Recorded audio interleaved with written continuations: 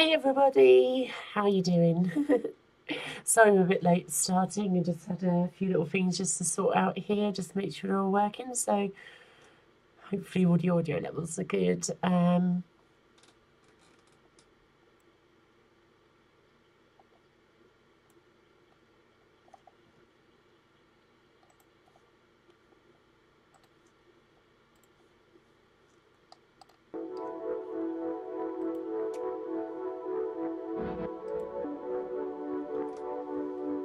Hello Bessie, how you doing?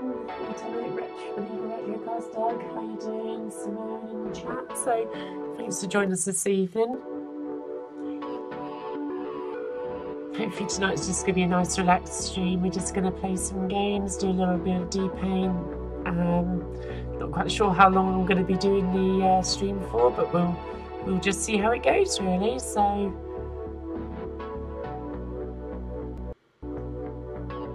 good. Can you guys hear me all okay? Is the audio good? So still very much learning the ropes of this streaming lark, so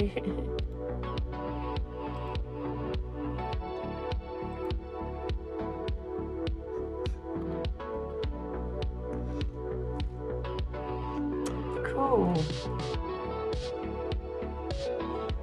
So I'm just going to go and grab my drink and we'll be good to go. So see you in a moment.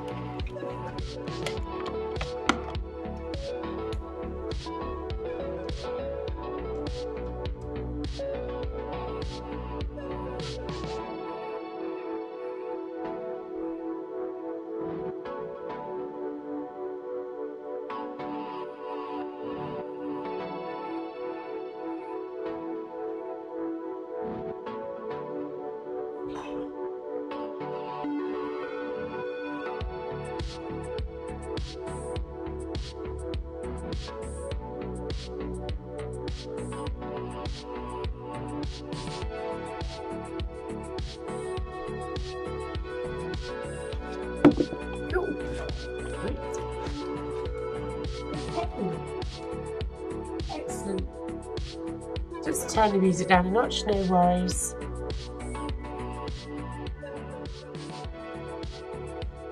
Let's go with hopefully that's okay as an audio mix. So the problem is that everything you know, sort of the playback, sometimes the mixing levels or how much it's being compressed in the from the audio engineer's point of view is a bit different from one sort of album to another, but yeah, cool. So awesome. So tonight's just going to be quite a relaxed stream. I didn't really have a specific plan for what to do, but I just thought it would be quite cool to share some just a little bit of messing around with D-Paint, show some of the bits I've been working on this week, yeah, just have a bit of fun really, and then just play some games really, so nice and chilled. Cool, right, let's go.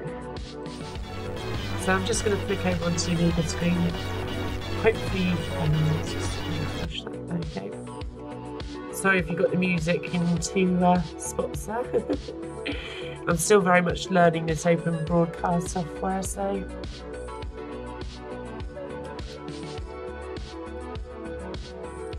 I converted the graphic which I must admit I'd created on Photoshop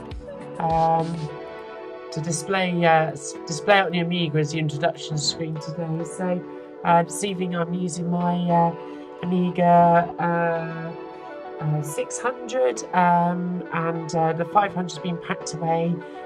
Been doing a little bit of work on it today.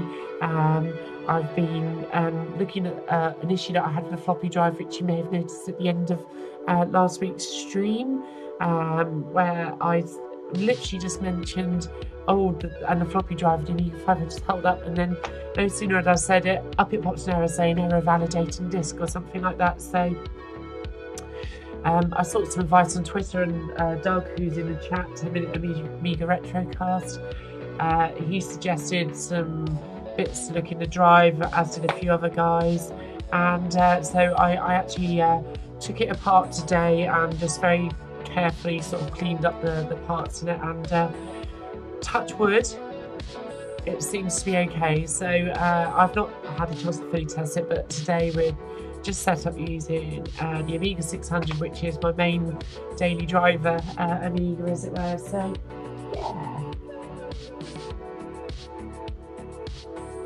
just want to make sure you guys are still there. Just in my preview, it's saying an error has occurred, so I just want to make sure that this is still coming through. Just bear with me a moment. I just had a few problems with my internet connection before I started this evening. It's been fine all day, but then my router for some reason just decided to have a funny 5 minutes. So Dazzy's saying that they've really got to get their Amiga 600 recapped. Yeah, that would be a really great idea. I would highly recommend it. I got mine done last year by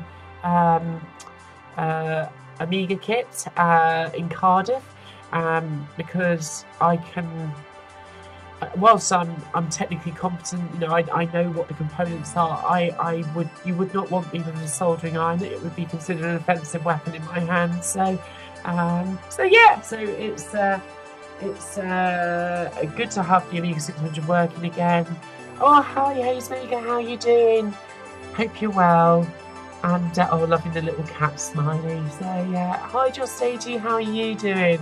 So nice to see some familiar names in the chat. So it looks like the stream's working fine. I think it's just on my laptop. It just went into the snowstorm like an untuned in television. So I think we're all working good here. I'm just going to keep it on just to make sure that we're all good. But yeah, I highly recommend getting your Amiga 600 working. Let me just show you the setup tonight. So I'm just going to go wonky cam just for a moment. So bear with.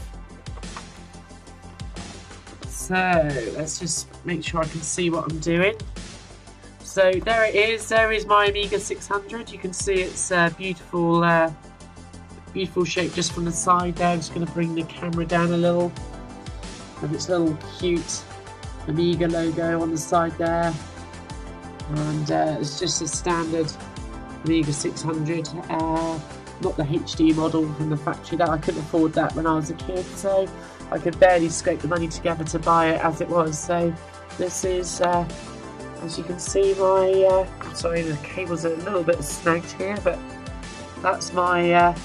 Amiga 600 that I bought in 1993, and apart from the compact flash, which something that I asked Amiga Ireland about, is it's just a thing about there's a slight incompatibility with the cartridge because the hard disk light stays on, but otherwise it works great.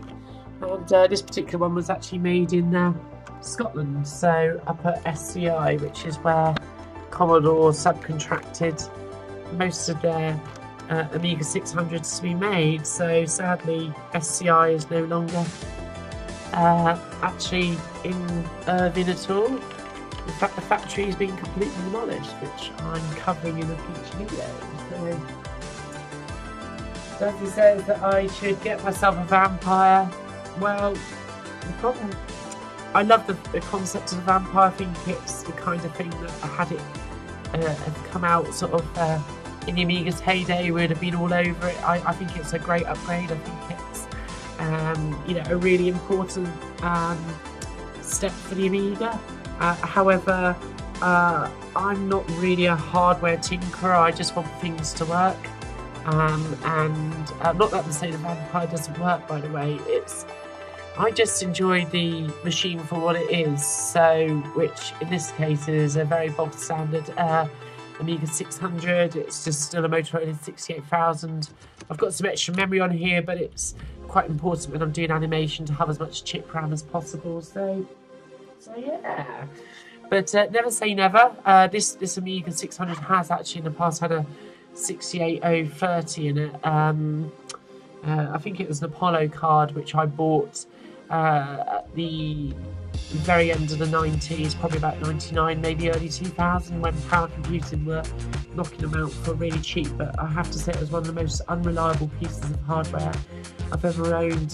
Sadly, this Amiga 600, all it did was ever crash. So yeah, never say never though, as they say. So, but for now, we've got 2 mega chip RAM, we've got 2 mega fast RAM in the PCMCIA slot.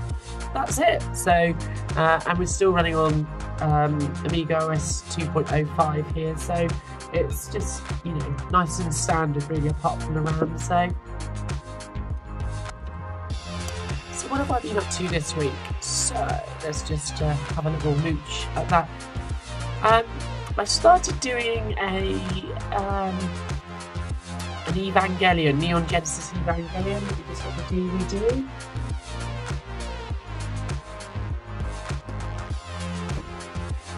This is possibly my favourite anime of all time, Evangelion. It's Hideaki, I can never pronounce it. Hideaki Anno's magnum opus in many respects. It's renowned for its somewhat inconclusive conclusion, I would say, and there are some fantastic spoofs of it on YouTube if you're into anime and enjoy your Evangelion. But I thought it would be quite cool, alongside the work that I'm doing, to produce this sort of first steps almost in creating cartoons and manga stroke anime on your in pixel art, but obviously I'm using Amiga for it. I thought it'd be quite cool to do a little scene from Evangelion as well. So, so let's have a little look at what we've been up to. So this is just something out of my mind. It's partially based on the opening scene, which is when the sort of main protagonist of sort of Shinji Ikari, he arrives in Tokyo 3, and it's set in the future. It's set in the far-flung year of and this is so far in the future it blows my mind. Wait for this, 2015. Yes, 2015, folks. So it's very futuristic. I just can't imagine what life is going to be like in 2015. Probably flying cars, who knows? But it's set in the future, in the anime at least anyway. And so basically Shinji has arrived in Tokyo 3, which is sort of kind of mimics a little bit like what happens in Akira with Neo Tokyo. But essentially he's arrived and he's waiting for the character who is Misato Kasuragi to come and pick him up, and basically the rest of the story follows from there. So it's just kind of an opening scene really, and I just thought, why not? And it actually started as a sketch that I did, which I don't actually have the sketchbook that I drew it into hand. I just did this pencil sketch during my lunch break at work, I think on Monday, and I thought, oh, that's kind of got something in it. So that evening I came home and I thought, well, let's sketch this out onto the Amiga. So I fired up the Amiga 600, which I just showed you, and I just worked on a bit of an outline. Got various outlines here. I think I might have just loaded the wrong one. Let's see, outline 3. I think that's it actually. Let's just drag that into Deluxe Paint 4. I will go and get the sketchbook in just a moment, but what I've done is I've actually split up the various components of it. Actually, this is the composite. So I've just this is my naming scheme that I've been using for years, and even I sort of get confused. Yeah, okay, so this is sort of like the composite of sort of a rough idea of what I thought that I was going to draw. So it's kind of, if you imagine that the angle of this shot is kind of looking up from the ground slightly, so we're kind of below Shinji's eye level here, and so there's a sort of a certain sort of you know, sort of distorted view looking upwards, as it were, hence why the telegraph poles are sort of like bowed outwards, and it'll become more clear when I show you the sketch that Shinji looks as if he's you know, his torso, or what's hinted up through his very rough shoulder line there is it looks a little bit triangular. But if you go and get the sketchbook, and you'll get a better appreciation for what it is that I'm going for.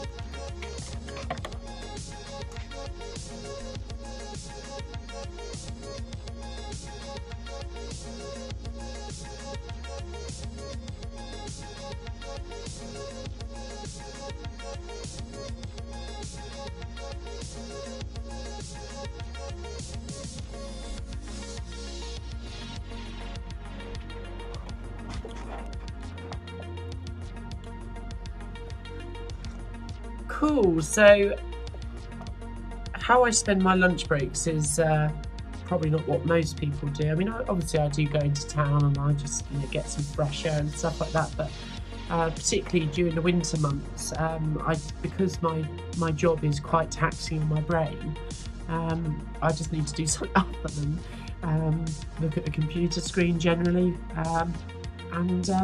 So basically this was the sketch that I drew. I did post this on my Twitter. Obviously it's going to look a little bit small in the little webcam preview. Hello Yuri, how are you doing? Hope you're alright there. So wow, so we've got quite a few people watching this evening, so that's really nice to see actually. So I'm just going to make sure that I'm seeing all the chat messages, because I've just realised that I've not got it set to all chat or live chat. So cool. So yeah, so this is the sketch. I think this emphasised a little bit more of actually kind of the angle of view that I was going for. You can kind of see that we're kind of looking up from a child's view or something like that. And yeah, obviously, excuse me, this being an A4 sketchbook, so it's very roughly sort of US letter size, and only US, you don't use A4 paper, but so it's roughly sort of like a landscape-ish view.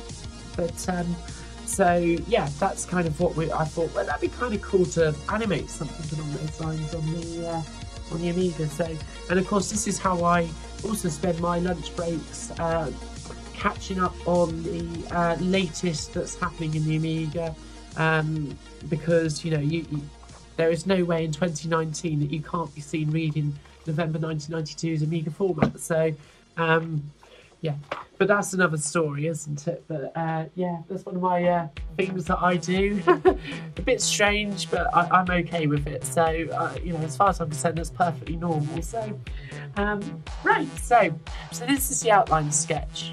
Let's just close this out. I'm just going to close this instance of Deluxe Paint I. So what I've done is I've got all of these open. It's extra memory, you see.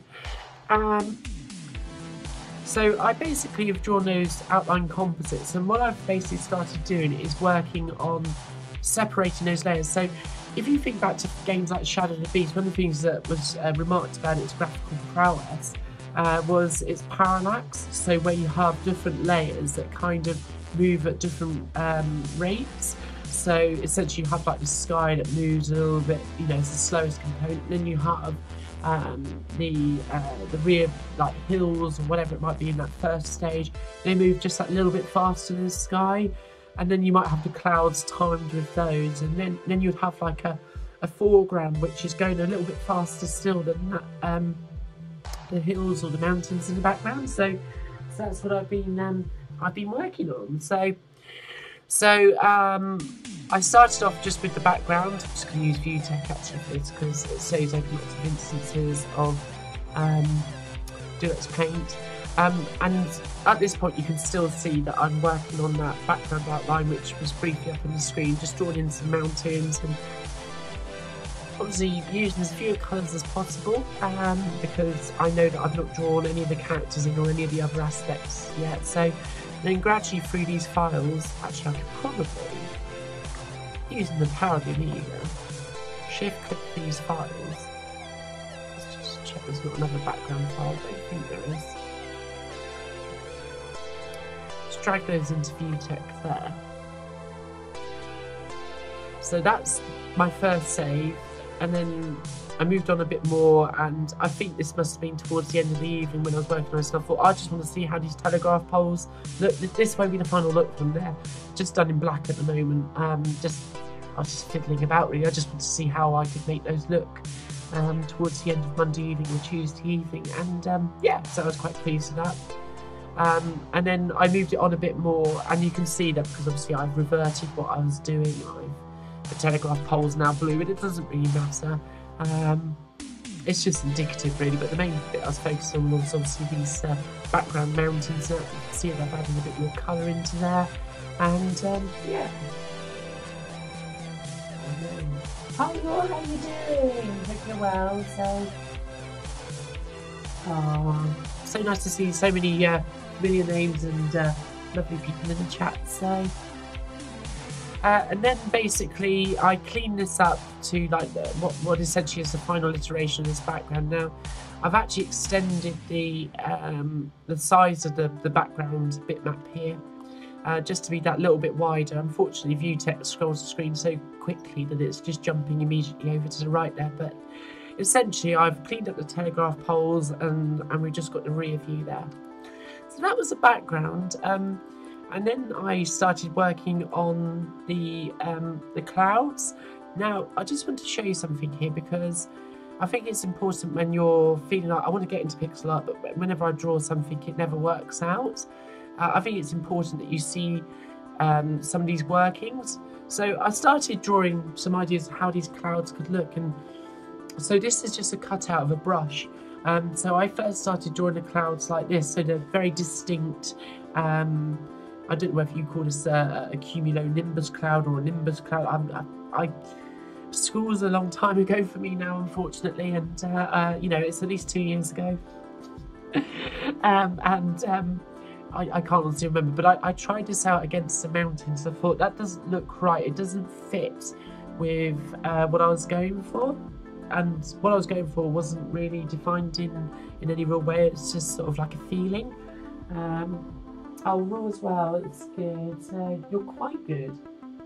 Ah, well, I'm hoping by the end of this evening that you'll be very good. So, but it's a nice cloud, but it just didn't fit in with what I was going for. But I've saved it as a brush because you never know, I might want to use this for another project. So I've got that saved. So I started working on the clouds. Now, I was really pleased with how these turned out. If you follow me on Twitter, which you know, if you want to lead an interesting life, a quiet life, I recommend you don't. Sorry, my sense of humour is not very good, is it? But I basically worked with an initial version of the mountains, which actually, if you look at the mountains here, I'm actually working on an earlier version of it. So, but obviously because I've separated out the layers essentially, I can rough these things out and just see how it looks in proportion to what I'm going to be matching it up with, which is quite important actually. And I'm going to, one thing that I thought I'll go through in today's Deluxe Paint section was about stencils, because one of the things that people often remark about Deluxe Paint and pixel art in general, and indeed digital artwork probably up until about 1995, is the total absence of layers. And of course, obviously, the Amiga's sort of prime commercial life was probably like 85 to 95. It certainly was here in the UK. It might have been a bit shorter elsewhere. I think in Germany it was very similar to, and Scandinavia, the Amiga's lifespan was very similar to what it was in the UK. So, you know, there was still a sizable Amiga community using the system in 95, even into 96 and that. So a lot of people say, but none of the software had layers. Yeah, it's kind of true, but there are ways with Deluxe Paint to kind of emulate layers with a little bit of forethought and splitting down your graphics into component parts. So, hi Lobsterminator, how you doing? Oh, Raw, that's very kind. Well, you're very talented as well. Hi Kyoko. Apologies if I pronounced that wrong. So, oh, hi Alp. Oh, you're amazing. Oh, I don't know about that, but I enjoy what I do. It's, you know, we can all be, you know, brilliant at something, you know, so we, you know, we just do what we do, you know. So, yeah, I'm not very good at taking compliments, but thank you. It does mean a lot. Yeah. Okay. Yeah, I don't do this stuff to show off. I do this stuff to inspire, hopefully, because I know what it's like when you set out to do something and you think, I really wish I was good at that, and then you just see all this amazing stuff and you think, well, how can I ever get to that level? And I can honestly say that I'm not somebody born with natural talents per se, I don't think, but I've just always, I think actually I do have a talent in that I stick at things until, you know, I learn to get good at them, which is, yeah, it's hard. But thank you so much for the lovely comments. It's yeah, it's so kind. So just roughing this out against those mountains allowed me to get the proportion. and I was really happy with that. So, oh, hang on, I hit escape thinking I hadn't shift connected. So let's forward on to the next picture. So you can see here that now I'm actually painting over the mountains. The reason for this is that I know that I'm going to be doing an animation where those mountains are actually going to be sliding against those clouds. So I want to make sure that I've got enough of the clouds below the mountain line, just in case I want to raise or lower that level. So I'm just painting with wild abandon, and it was actually in one of my first videos I did about pixel art on YouTube about the direction of light. Now, when I left the Amiga scene in 2000 or so, I basically then picked up my hobby of photography in a more serious way, and really for the past 20 years or so I've been a photographer essentially. I mean, I have a day job, you know, I have to pay the mortgage somehow, and you know, these days it's hard to make a living out of being a wedding photographer, but I keep my hand into photography in many facets. So anybody who is a photographer or a painter or any kind of graphics artist will tell you that if you're painting landscapes or you're dealing with portraiture or anything like that, the direction of light is going to be so important.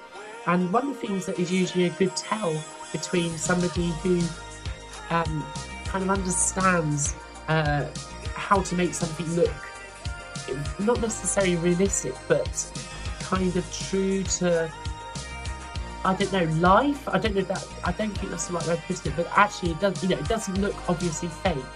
Is using that direction of light. So if you think about the sun, you know what I'm doing with this picture here is I'm saying that the sun is to the right of the picture. So I don't know. I haven't got the mouse pointer here, but basically the top right hand corner of this picture is where the sun's coming from. Hence why on these clouds you can see this very bright white on the side of the cloud there. So yeah, you will be able to create this kind of stuff. So you know, the thing is that if you love something, then you're halfway there. You know, if you love something, you have an energy that's within you to carry you forwards when things don't work out. And to be honest with you, I draw stuff that goes straight in the bin because it doesn't work out. You know, not everything I do is, you know, fantastic, but the thing is that if you persevere with something, and because you have that love for something, that your energy will, from that, will sustain you, and you know, naturally you will get better and better and better, and you'll look back, you know, month from month, year on year, just sort of what you've learned and how far you've come. So it's all good.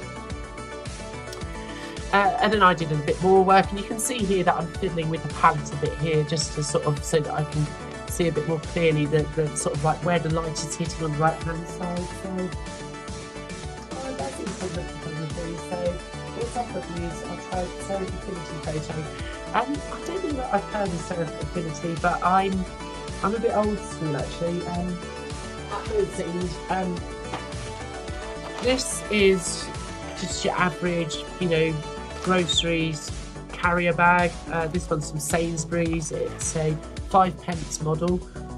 It comes in this orange, and you also have the choice of orange, and I think they may also do this one in orange as well. So 3 exciting colour choices, all for 5p. So goodbye. But actually the most important thing about this carrier bag is what's in it, because oops, that one's stuck together. I shoot a lot of film still, a heck of a lot of film actually, bags of film, more film than you can shake a stick at. So yeah, pretty crazy. Oh, wow, some Konica. I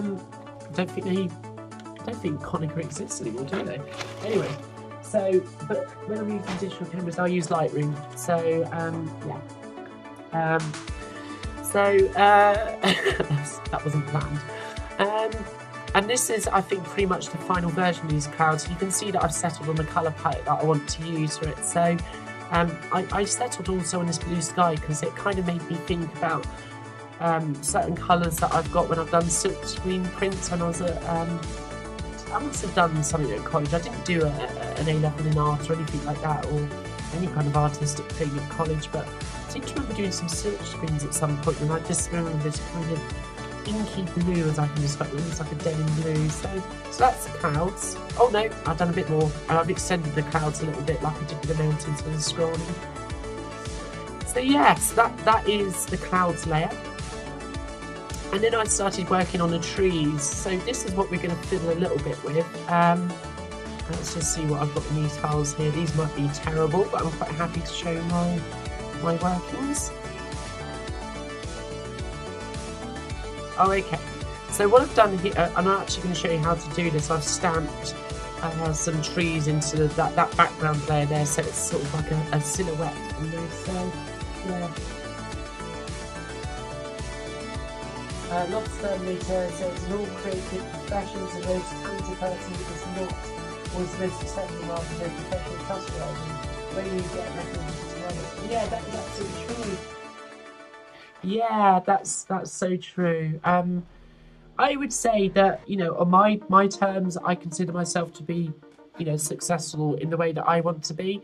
You know, I get to work all over the UK and in many parts of Europe. You know, I get to work in France and Italy, and I've worked over in Ireland quite a lot, and I think this year I'll also be working in Sweden. So I consider myself to be very fortunate, really, all things considered. So, you know, I wouldn't change it for the world. And Necronom says, Konica Minolta days. Yes, that's true. Konica did merge with Minolta, didn't they? Or whichever way around it went. So, but yeah, make photocopiers. I don't have a Konica Minolta photocopier, funny enough. So yeah, I started working on this silhouette, and then where did I go from there?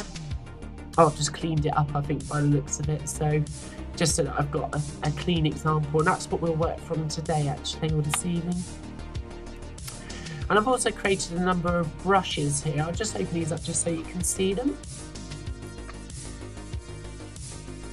I don't actually... Oh, that's some rough workings by the looks of it while I'm fiddling about. So, okay, so that's just a sort of an evergreen tree that I drew. That's it, slightly resized. I've not done a lot of work on that to smooth it out. I think that's a slight variation, or maybe an increased size of what you've seen. So, and then just some silhouettes, which, as I'll show you, you don't actually need to save those separately. And then the idea is that, and this is very rough, guys. You can just stitch this all together, and so basically ignore the beige gap down there. But what you can see is that you can then sort of see roughly how this would all look. So. It needs a bit of work on the foreground because there's going to be extra things in there. I need to make the trees look less repetitive. And of course, obviously, we're going to have Shinji in the middle because, again, if I go back to the sketch, he's going to be pretty much in the final sequence, sort of front and centre, really. So, yeah, just going to hold that up a bit longer. So that's kind of what we're working towards. So let's have a look at these stencils then, because I think they are kind of cool. So just make sure D-Paint's already running, just make sure I've got enough memory. So I think Trees 1B is the file that I want.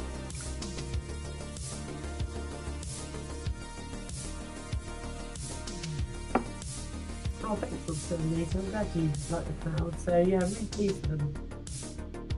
Thanks, Sassy, that's very kind of you. So up here I've actually pasted some of these trees. So I just want to show you some very basic things which are overlooked in D-Paint.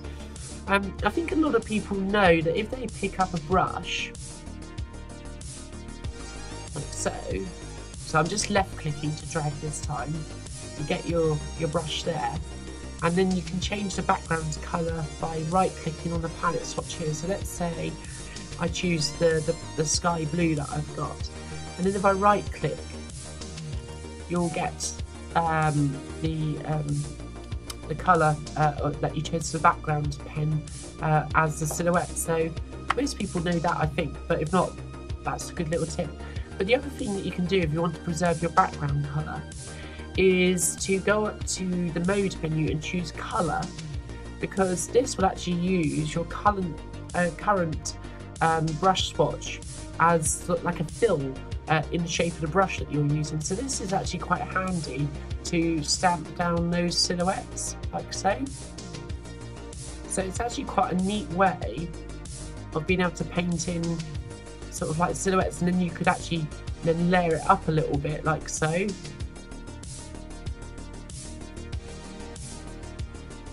So it's sort of like a little hack in the modern parlance of the youth of today, you know, of being able to sort of create very quick and easy sort of background layers, essentially. So that's quite useful.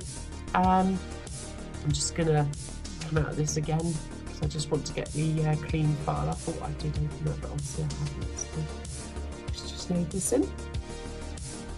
Oh, wrong program. Oops. At least I know I'm loading the right file now, though.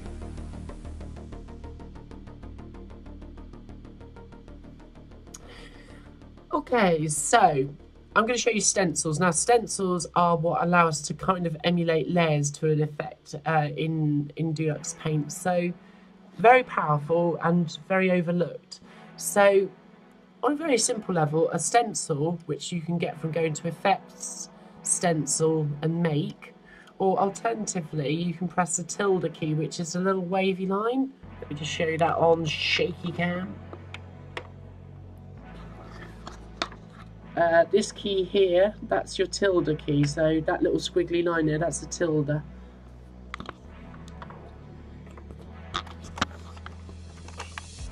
There you go. Hopefully that's still good for the webcam. Yep, looks good. So what you can do is you can basically pick the colours with your mouse on the screen. You should be able to. Yeah, it is doing it. So, and you can see these little tabs appear against the colour. And what that means is that colour is going to be protected from being overwritten. So on a basic level, if I click Make now and then take this really horrendous lime green, you'll see that basically the painting doesn't destruct those colours, which is quite important. You'll notice that the actual drawing rate is quite slow, but bear in mind that this is a 68,000 Amiga 600. We're using real hardware, unaccelerated hardware this evening, so it is a bit slower than if you're using it perhaps on an Amiga 1200 stock, or like my Amiga 500 last week. So I doesn't really need true sense everything to do. Yeah, it's a very straightforward, you know, sort of trick. But a lot of people overlook that mode menu. It's very helpful and not entirely explain what matte and colour mean. Matte essentially means that what you pick up is what you'll use as the brush.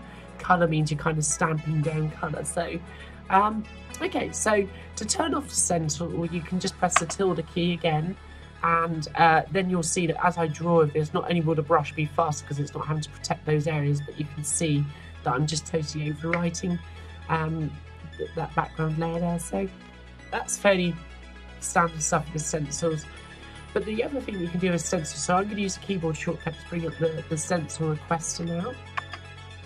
I can clear that and I can pick this layer here, or this colour. But what I can do is I can actually say that I only want to perfect this layer. So I can click invert, and that will just basically unselect all of these. And then basically if I click make, you'll see that now it's this layer that's getting affected. So it's just a quick way to sort of, you know, choose other colours. So, but that's not what I want to do. So I'm going to bring up the stencil requester again. I'm going to invert it because I want to protect this shadow area here. I'm going to click make. Then I'm going to get the rectangle tool just to illustrate this. And what I'm going to do is, actually, I need to just adjust the stencil. I just need to, no, I think we're okay. I can then just drag with my right mouse button clicked. I can actually erase the area. You can see it's totally protecting the foreground, as it were. So, what we can do is we can also just click the clear button, and what that'll do is that will just erase all those mountains. Quite neat, huh? So, what I'll do is I'm going to click save here, and I'm just going to call this, oops, no mountains. Here we are. And then I'm going to take the stencil tool off. You can also just press the apostrophe key and that will also do it, but I'm just going to set that back to a normal brush there. Let's go to discs, ADH1, graphics, Evangelion, Shinji. Let's just get one of those tree brushes. So let's see what this one is. Okay, so what we've got here is a brush that looks as if it's, well, a tree that's on fire. It's because I've actually changed the palette as I've been working. So I'm just going to stamp that down, and I'm just going to load in the revised palette.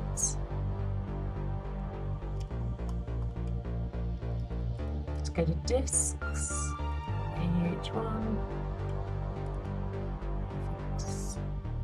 Evangelion, Shinji,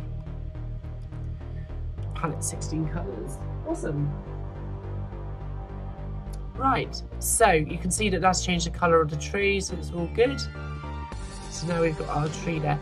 And using that little tip that I told you about a moment ago, I can go up to mode and colour, or I can hit the F2 key because you can see the shortcuts there. Pick the dark green, and what I can do is I can stamp down some of these just very sort of rough silhouettes. So I'm just going to make sure there's no sort of pixel gaps in between, because that can look a bit funny. I mean, obviously we can tweak that with just the brush tool afterwards, but if we do it now, it'll just save us a bit of time.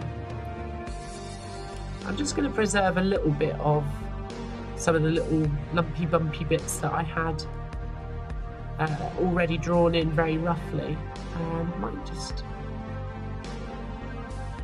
bring that there. Or maybe I'll just, that was quite good there, and then let's bring this over here. And I can just work all the way along. Yeah, it's just really simple to create this little silhouette layer here.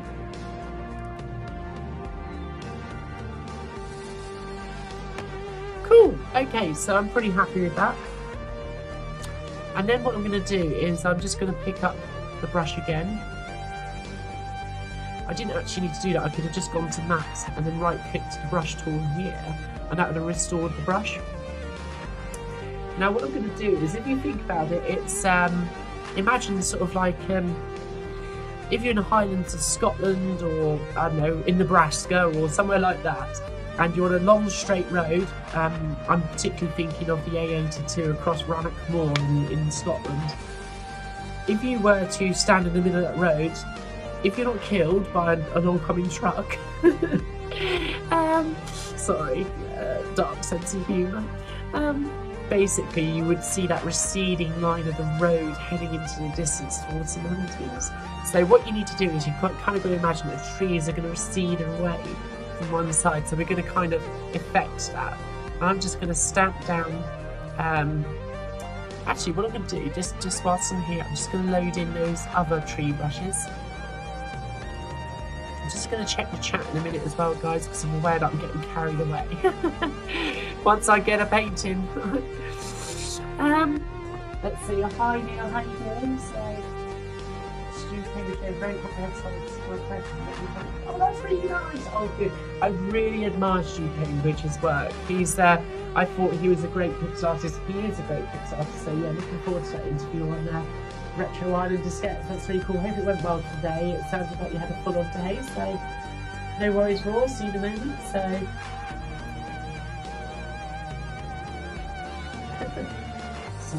Some chat about the Apple. Well, obviously I don't do all of my modern computing on an Amiga. I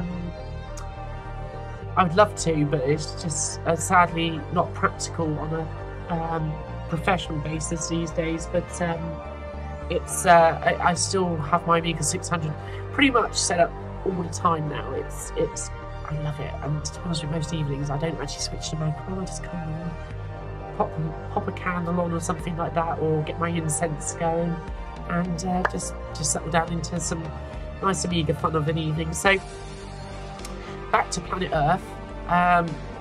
Let's just pick up this brush here, and I'm just going to stamp this one down, say here. Maybe I'm just going to pop this one here. Let's just drop that one in there. As you'll see, there's no real exact science to this. It's just really what looks good to the mind's eye, as it were. I'm going to deliberately leave a gap there because I want to, and you can also see that there's this little beige. Let me just circle it. You can see here there's this little beige area of background showing up. Now, how am I going to paint that in without destroying this tree? I'll show you.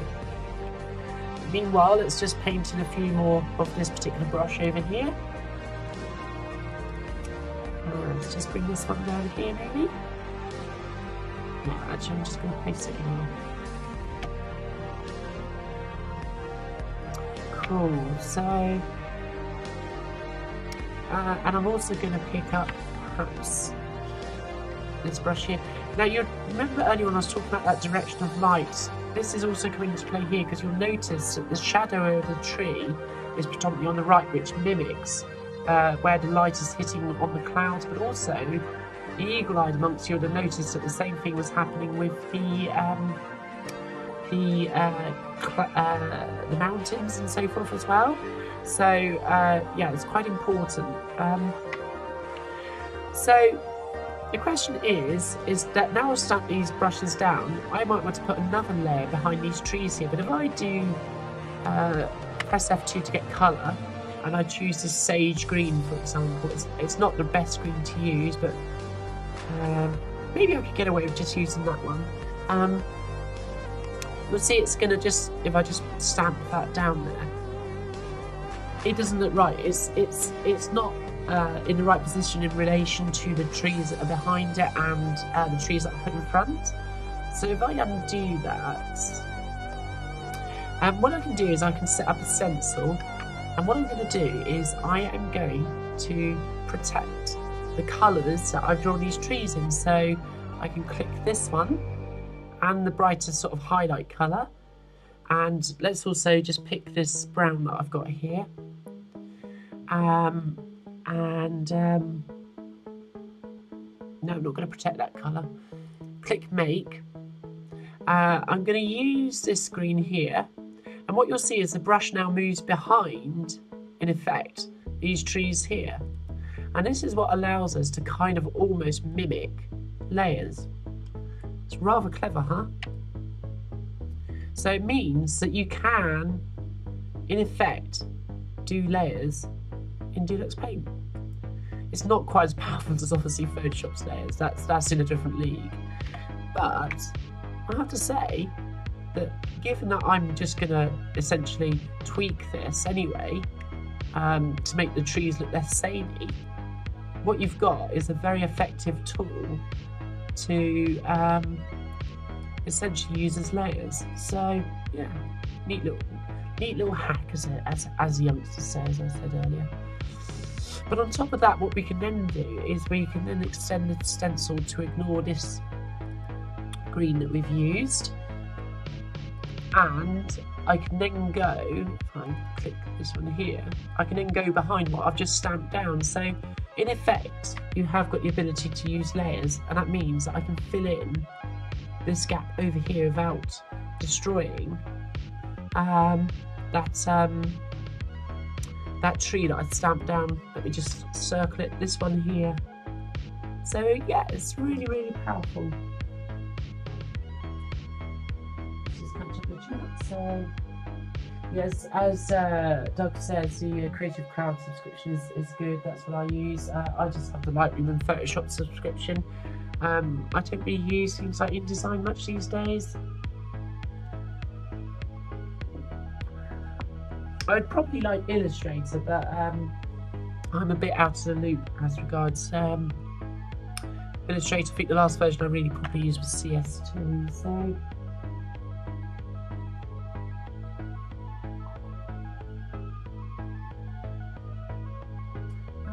Nikon 5100. Yeah, I shoot Nikon actually. I'll show you something.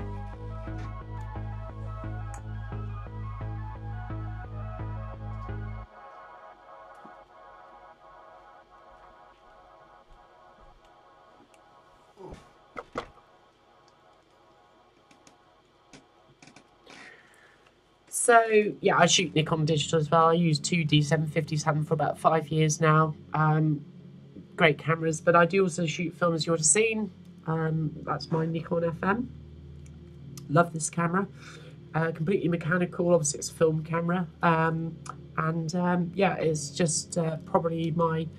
If I've got a leisurely day to myself, or I've gone for a walk, I love nothing more than to basically head up onto the South Downs, which is a really beautiful national park on my doorstep, or go down to the beach and just take some photos with my Nikon FM with a roll of Kodak Gold or something like that in there, which is what I'll be doing tomorrow. As I'm doing a little bridal editorial, so some of that, and you'll also. Talking about Minolta and Konica earlier on, I have a Minolta autocord, which is sort of like a Japanese Rolle. It's twin lens reflex. So yeah, this is. It doesn't get as much use, this camera, but yeah, you sort of look down into the viewfinder, and it's all back to front. But it's a fantastic camera. I find this much more comfortable to use than a Rolle because of the way that you focus. Anyway, this isn't a photography stream, so but yeah, I do use Nikon digital as well. Cool. So I see that you guys are a bunch of pirates in the chat. Obviously, I wouldn't condone that. So terrible, shocking. I'm appalled. So yeah, so that's how you can affect layers essentially with Deluxe Paint. So it's very powerful. And what this allows me then to do is I can turn the stencil off again with that apostrophe, can't say the word apostrophe key, and then I can just patch in just a little bit more difference. And in fact, actually, I might just leave that stencil on because I don't want to affect these trees in the foreground. And I tend to use a line tool just because I find that sometimes using the freehand can just be a little bit too fiddly. But what this allows me to do is just patch in just a few little different shapes. Just to give that essence of randomness here, which is quite nice. I'm not going to do all of this, guys, because obviously that would be a bit like watching Deluxe Paint dry, but how do I think of them? Well, I think if you're going by that standard joke, it's clear I don't think about them at all. Went to a really great comedy night actually last night. It was a good laugh the first time around because I turned up to it a month early. Yeah, how do you turn up to something a month early? I thought it was on February the 22nd. It turned out it was on March the 22nd. Easy mistake to make because they were both Fridays. I mean, anyway, so yeah, I went to this comedy night last night. That was excellent. So just with some friends up in Crawley, and yeah, it was good fun. Do enjoy a good laugh every now and then. So. But yeah, you can see how it's very easy to sort of just patch in over the top of these existing layers. But the other thing with the stencil is that if I've protected that dark green colour, so I'm just going to protect it now, what will happen is it will erase to the actual background colour, which is this beigey colour. And it means that as I use the right mouse button, well, it should do anyway, bear with. What am I doing wrong here? Seasoned professional at work. Let's just try that. It might be because I had another colour locked.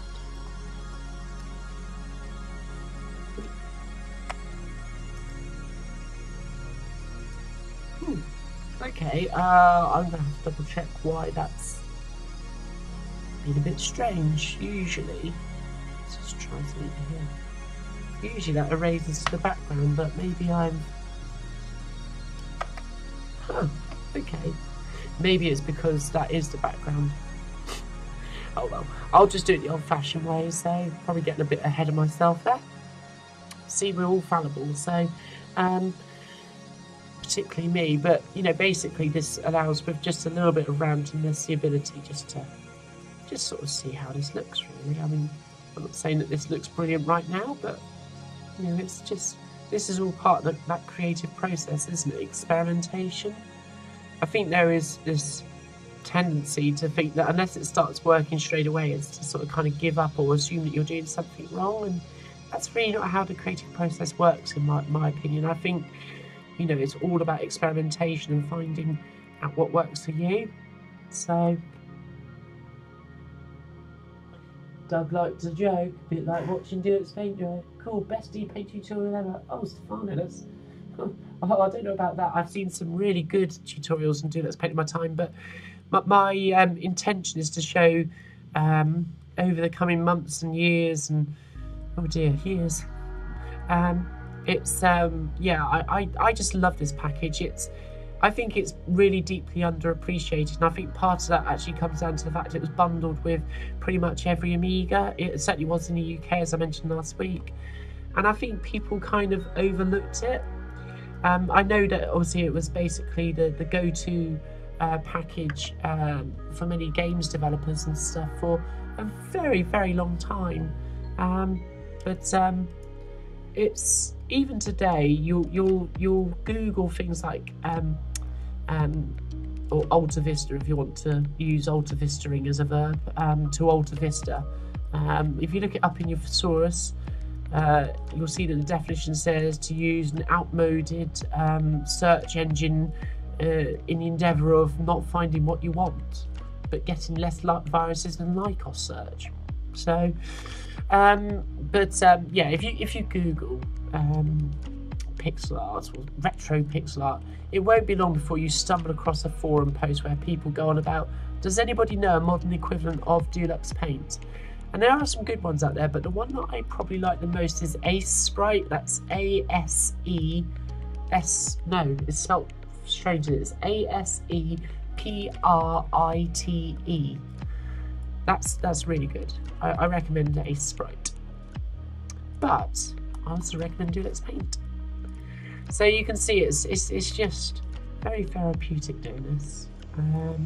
Yeah, it's nice. And we can also then go into these little shadow areas here because they're not right. And I'm just going to make sure that that's set there. And I can just right click.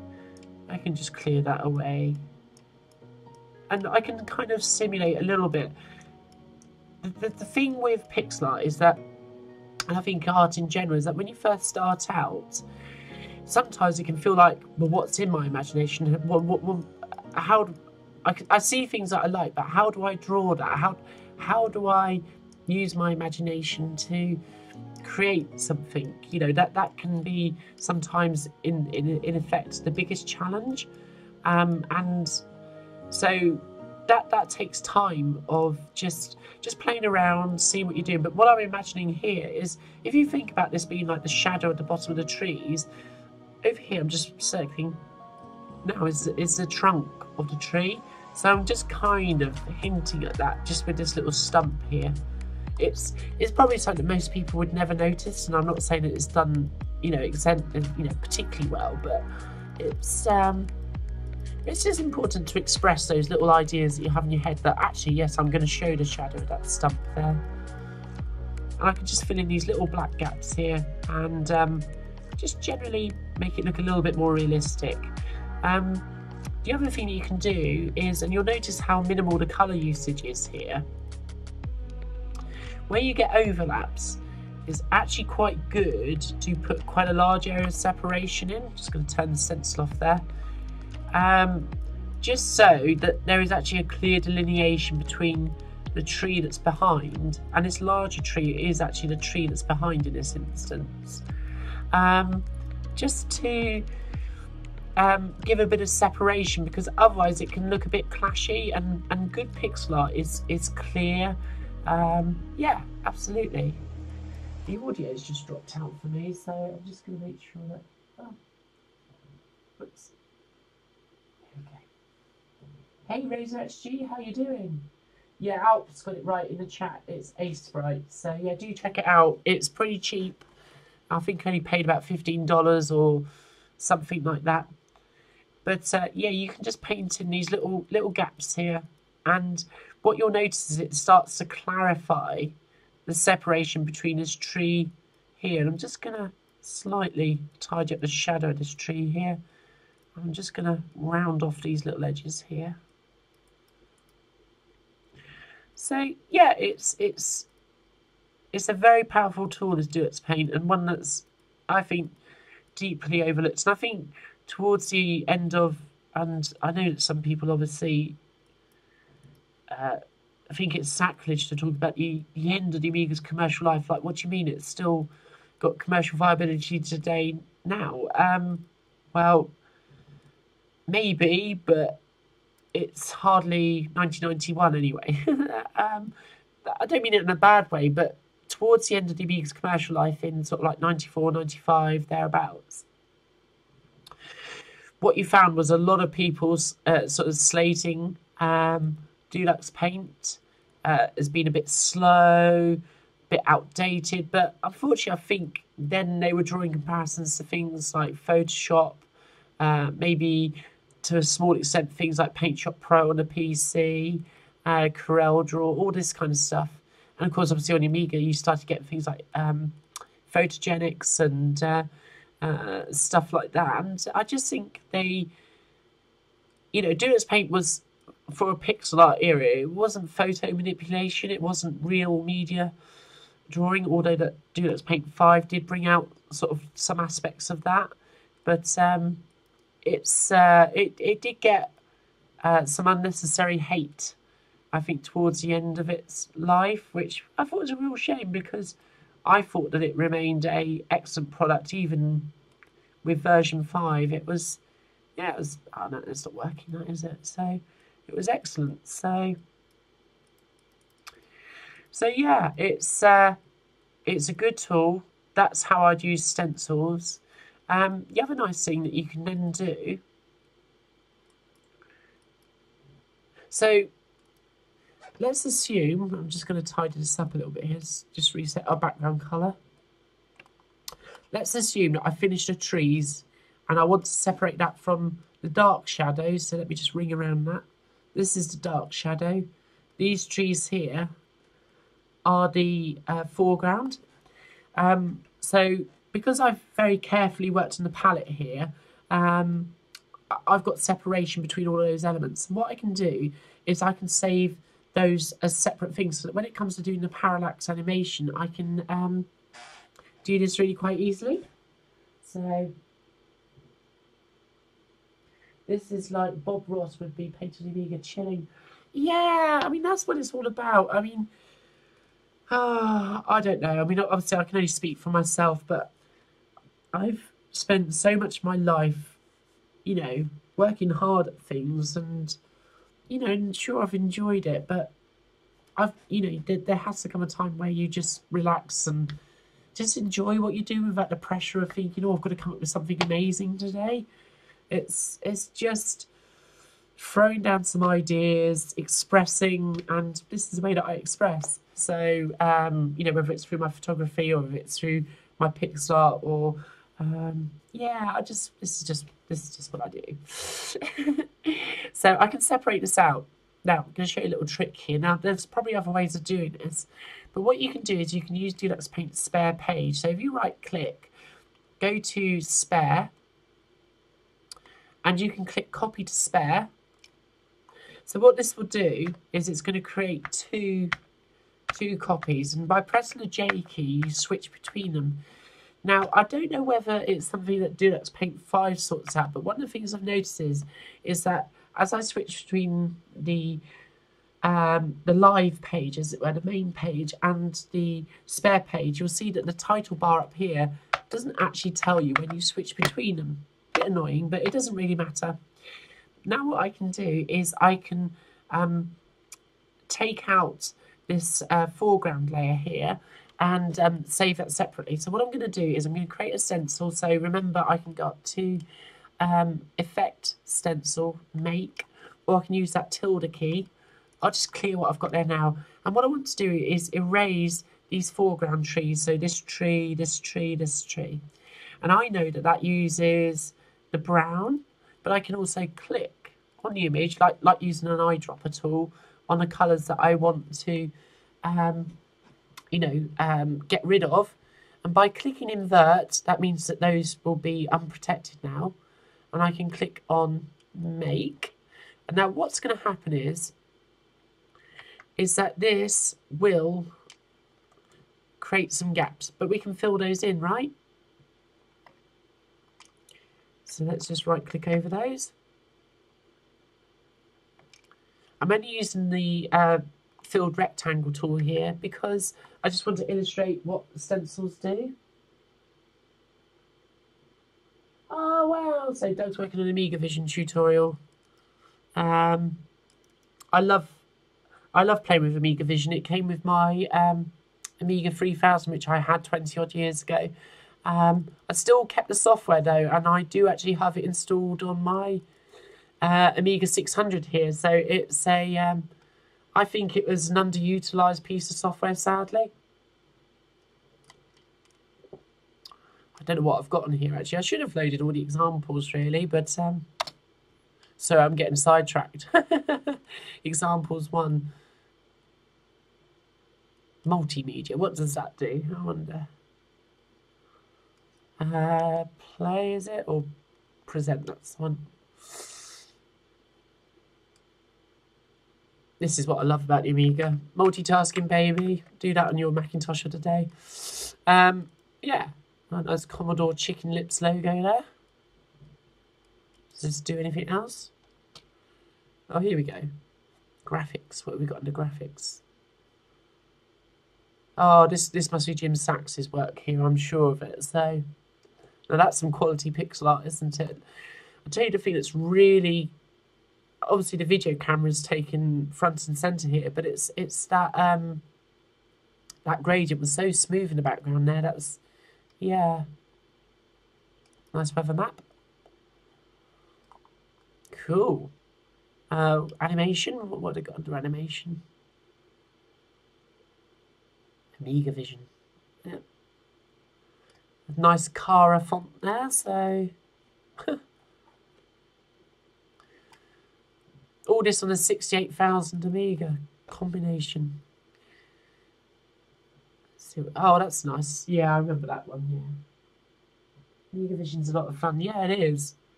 That's nice.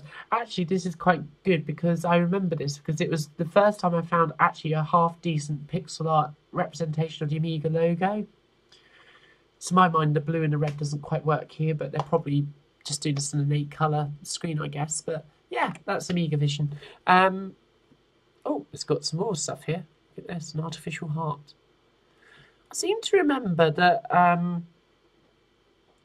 what was it, Graphicraft came, which was like one of the Amiga 1000's initial applications. I think RJ Michael did that application. I seem to remember one of the artists, was it Jack Hager? That rings a bell. It was supplied with some of these colour cycle animations. It reminds me of one of those, that, so... Oh, we've got graphics overlaid there. Very nice. Yeah. So anyway, so that's Amiga Vision. I'm going to quit out of that and go back to what I was doing. Sorry. So remember, folks, this is just running on a 4 megabyte 68,000 Amiga 600. So fair play to it, eh? There we go. Let's quit out of that. So let's just tidy this up. Now what I can do is, I don't know if I've still got it there. I might still. There we go. Awesome. I've still got the brush. I just right clicked on the brush tool. I've restored it. And what I can do is I can just patch in these little gaps here. I'm just going to use this sagey green. F2 for colour. And we'll just patch in there. Patch in there. So remember what I've done is I've done a stencil on our spare page. Because that was a bit of a diversion. Apologies if you're not following. Let's just paint in there. It's worth painting there. Let's paint in here. I hope you guys are enjoying the tunes this evening. Got a nice bit of retro wave, straight synthwave on the go. It's good chill music. So reminds me of my youth. I used to love all of the synth pop and stuff I used to get in the 80s. You know, groups like Thompson Twins and Flock of Seagulls and Bronski Beat and New Order and yeah, great times. So So I'm going to fill in these beige areas. So I'm going to lock the dark forest green and this sagey green. And then what I'll do is going to click make, and I'll just use the filled rectangle because it's quite easy to manipulate. And I'm just going to get the sagey green colour, and I'm just literally going to drag over this like so. And what you can see is I've actually built up quite a nice little shadow layer there. I can see a little issue here. I'm just going to patch that in there because otherwise we're going to flood fill out of that area. And we can also use the flood fill tool here. Let's just fill in there. There we go. One little tip, folks, that's overlooked. You know, like when you do those gradient fills and you think, oh no, I didn't want to do that when it's going outside the area and you're hitting escape and it's not responding. Use the space bar. It responds much quicker. It'll undo all in one. So space bar is your friend. Just get my rectangle tool. Just as a little hint, I believe that the filled rectangle tool is Shift and R. It is. And we can just paint in these areas here. Just going to get these little stray pixels there. There. There. I'm just complicating this just for the sake of showing you the versatility, and then I can use the fill tool with the F key on the keyboard and fill in that, and then I can just fill in these areas here. So there's our little background layer. So just turn the stencil off, go to save, and what we'll do is we'll save this as trees, and I'll just call this trees 1C because that's where I'm up to, I believe. Yep. Background. Save. Background music has stopped, has it? Oh man, that's no good. Let me just check that. Thanks, Hazemaker. I appreciate the heads up. So let me just check what's gone on here.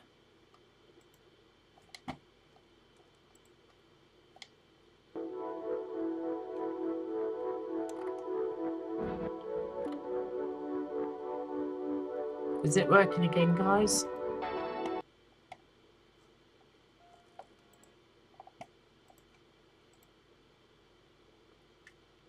I think it's just because I'm playing it from YouTube and it's, I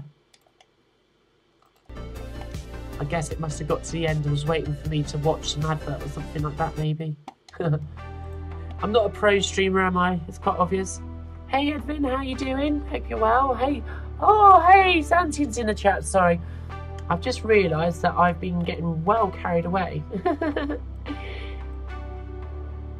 Let me just catch up with the chat, folks. Hey, Santian, I hope you're doing well. So, have I done some pure vector arts, strict vector animations like Fantavision or going strict digital paint? I haven't actually, Simone, no.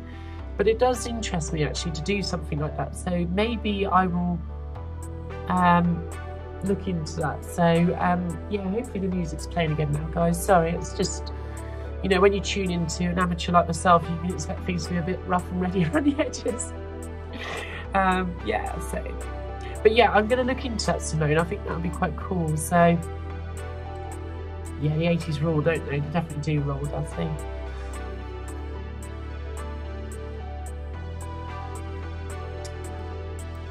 Hope you're right, Edwin. Yeah, it's good to see you. So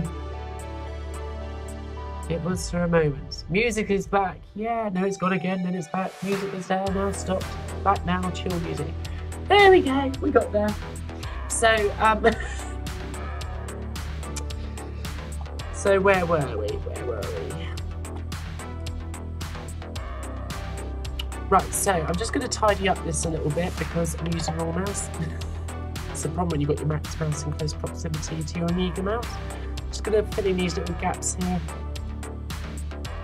And this is just a nice way that you can sort of visualise things in proportion in relation to what you want. But then by using stencils, you've kind of got some of that power of layers. So, you know, it's those simple tools that you get the instructions for in the Deluxe Paint manual actually are just leading you into sort of just what is possible. Just flood fill that one. And then this little gap there. There we go. Good stuff.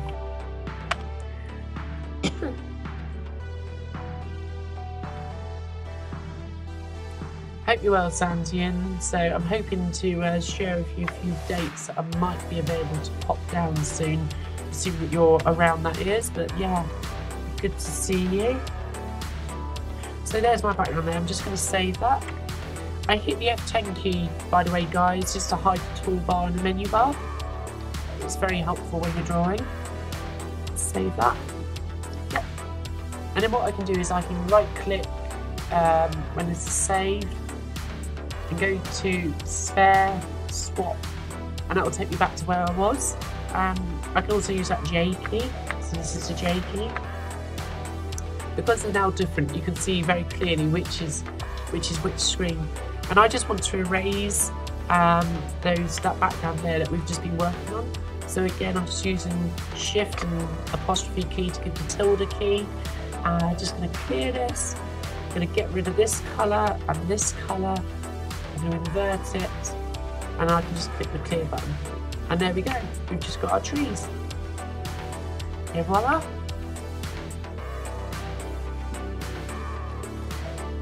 I'll put this editing. Okay, so let's just get the foreground into there.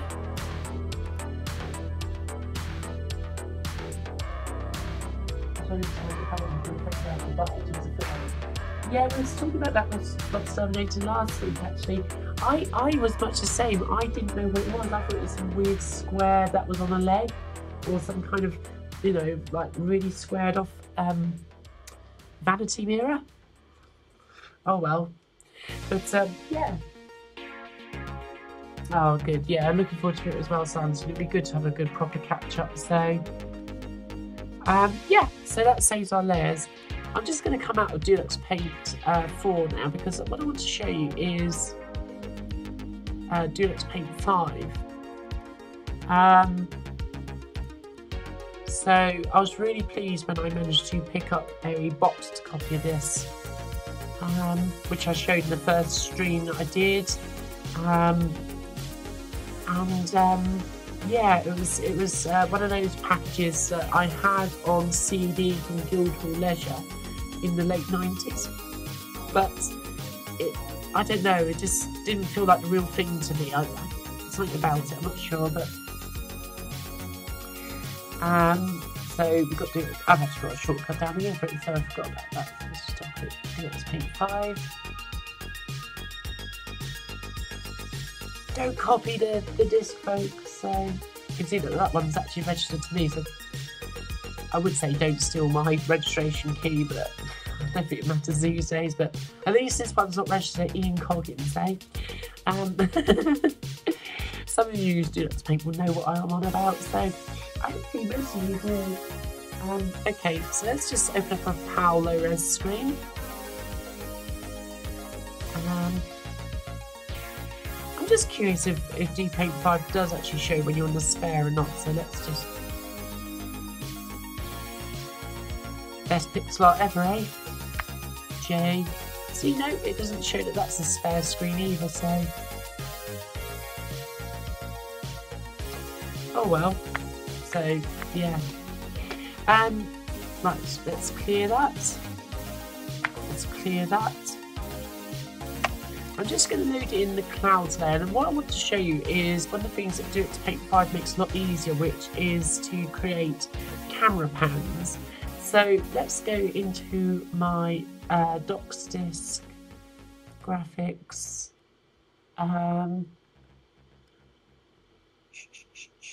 Evangelion, Shinji, and we'll load up the clouds because I like the clouds, you guys like the clouds. Hey Colin, how you doing? Hope you're well. Thanks for joining the stream. Hope you're having a nice... Oh, sorry. Amateur hour. Sorry, I was loading up pictures and that's one thing that I do find a little bit frustrating with D-Paint is its strict adherence to loading things in using the right pull down menu. You can't say for example load an anim using picture load, and then it asks you, would you like to use this as an anim, for example. It's yeah, it's a small thing. So let's OK that. Yep, we'll do that. Changing the screen from menu to spare page, that's fine.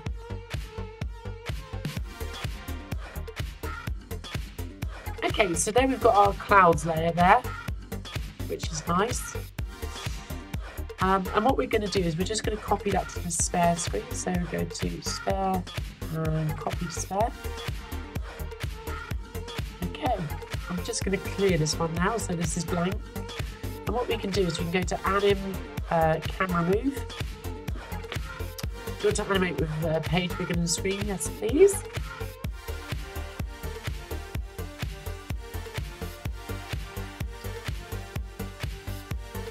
Can we see the box? Oh yeah, sure. Just let me go and get it. Sounds good.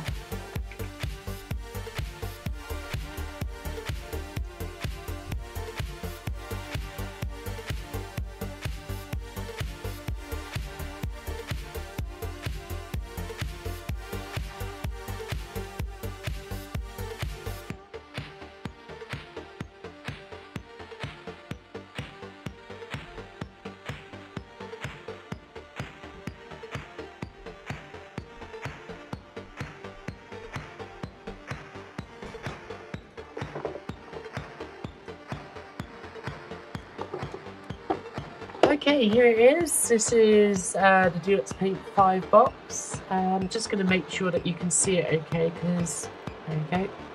Yeah, there it is. This is the big box. This is the actual proper Electronics Arts release rather than the Guildhall Leisure one. So yeah, it's a nice box. Yeah, it's and then just show you what's inside. Oh, the manuals. I don't know where the manual is. It'll be around here somewhere. But yeah, basically, it came on 4 discs.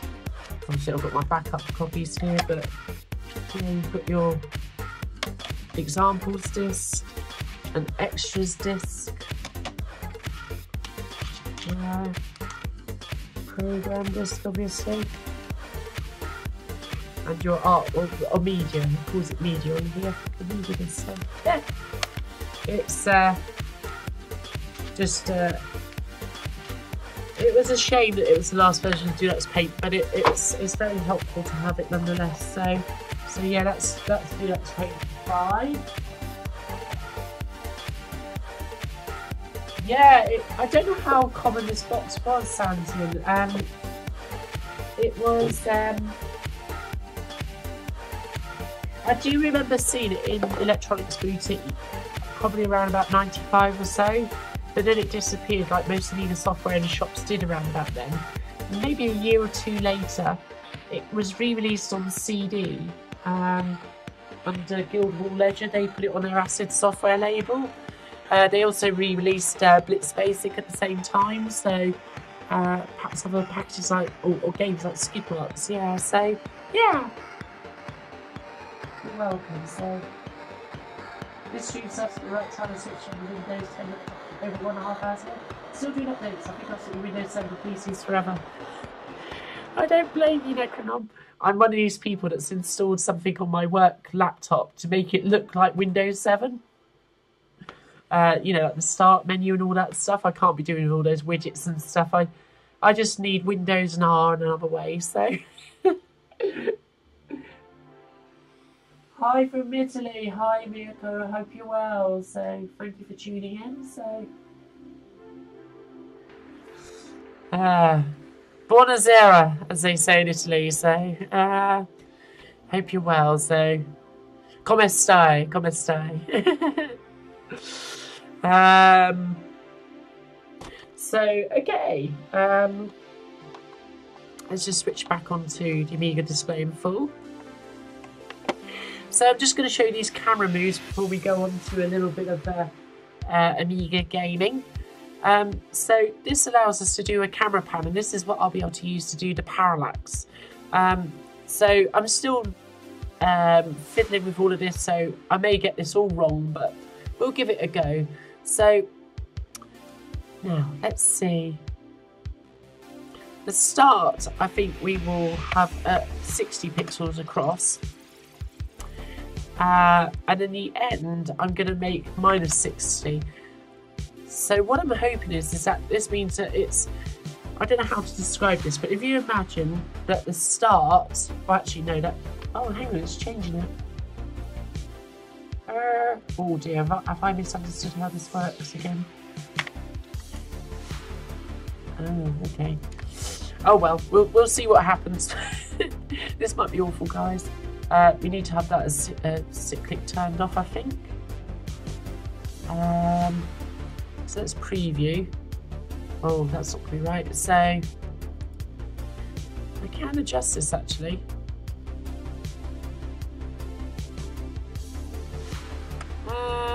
Maybe the spare page is, oh no, that's wide enough. Okay. Let's try again. Sorry about this, folks. I did run through this before, but that was a couple of days ago, so let's just see what it's, yeah, it's not doing anything.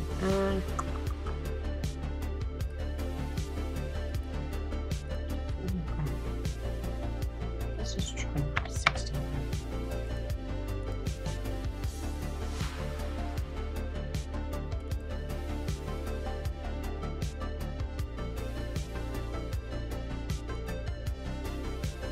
Okay, it's a bit more what I was expecting. It's too far across, so let's just do 60 there, preview. Ah, that looks a bit more like it, I think. Okay, right, I've got that. And then what we can do is, let's just do, we'll do 30 frames. And by doing that preview, we can see that it's gonna pan the camera, as it were, across like so. And like the move requests, you do have easing as well, so you can ease in by say 5 frames so that gradually it picks up speed, and you can ease out so it slows down so you get that gentle curve. I'm not going to touch that. And then whether we click before or after doesn't actually matter at this stage because we don't have an animation set up, so we'll just click before. But the idea is that if you click before, it'll insert the camera pan before your current animation frames, and after would go, obviously, after your current animation frames. One is there, indeed. Hi, Lucy, I hope you're well. Classic shells, good for sorting out the, that's what I use Error 42, so. I haven't used Directory Open Source in I must be honest. So I do use Dopus. I don't think this is going right, folks. I need to work a bit more on this this camera panning. I did it the other day, first time, but for some reason this evening I'm getting a big gap down the side. But you can see how you can use camera pans to shift the picture. So I might have another go at this, but otherwise I will endeavour to do a better example next time.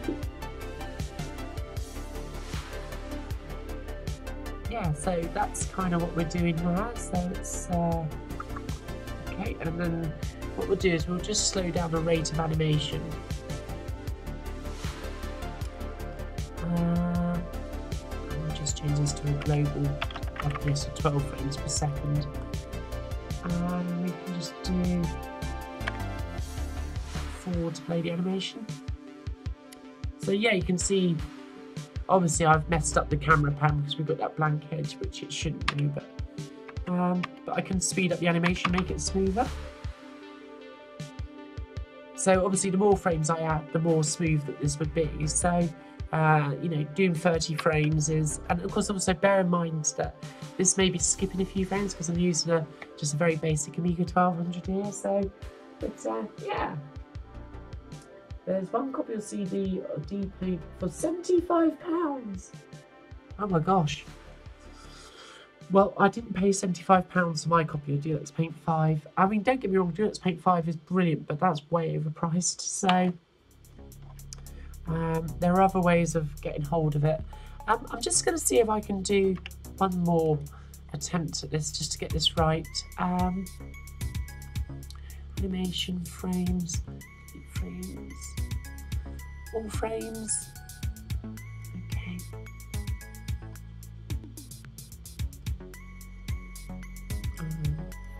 Yeah. Let's go to. Let's just try.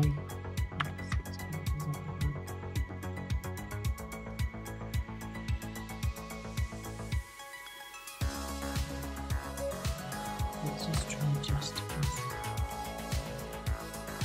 Ah, this one.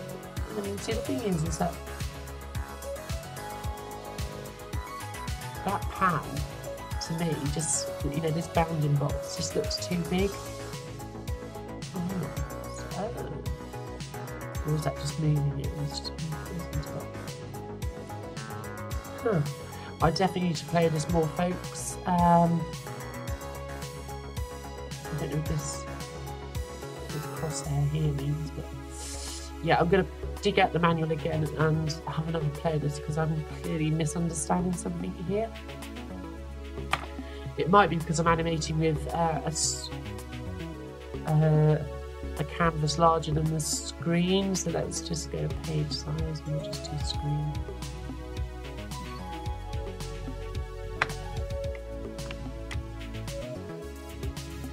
Do you know what? I think that's possibly where I'm going wrong. Yeah, because that's correct now, and then that one's... Yeah, that looks correct. I think what I've done, guys, is that I had what I wanted to animate onto the same size as the spare page, which meant that actually it didn't have any extra screen to do the camera move into, as it were. I don't think I've explained it very well, but that's kind of what's happened. So let's go to camera move.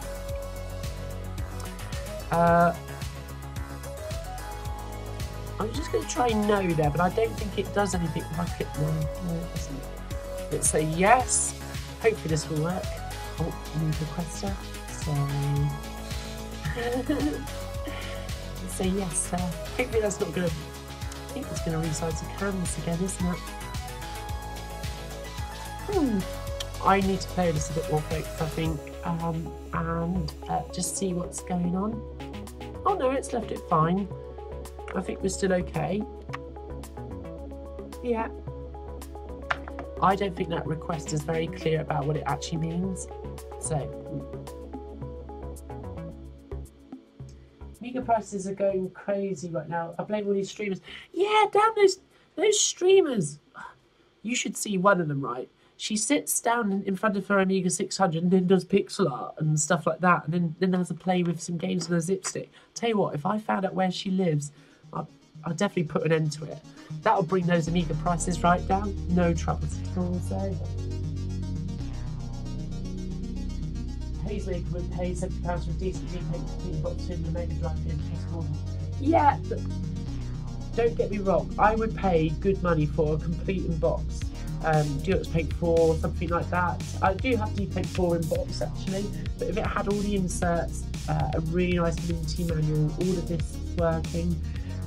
Because I think Deluxe Paint 4, certainly the copy I got, I don't know whether it was just because the seller sold it to me with it in it, but it had Deluxe Video 3 in it as well, which is quite a handy utility.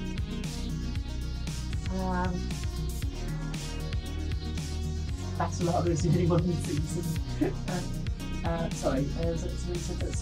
Steph Armour, sorry. Yeah, that's a lot of it.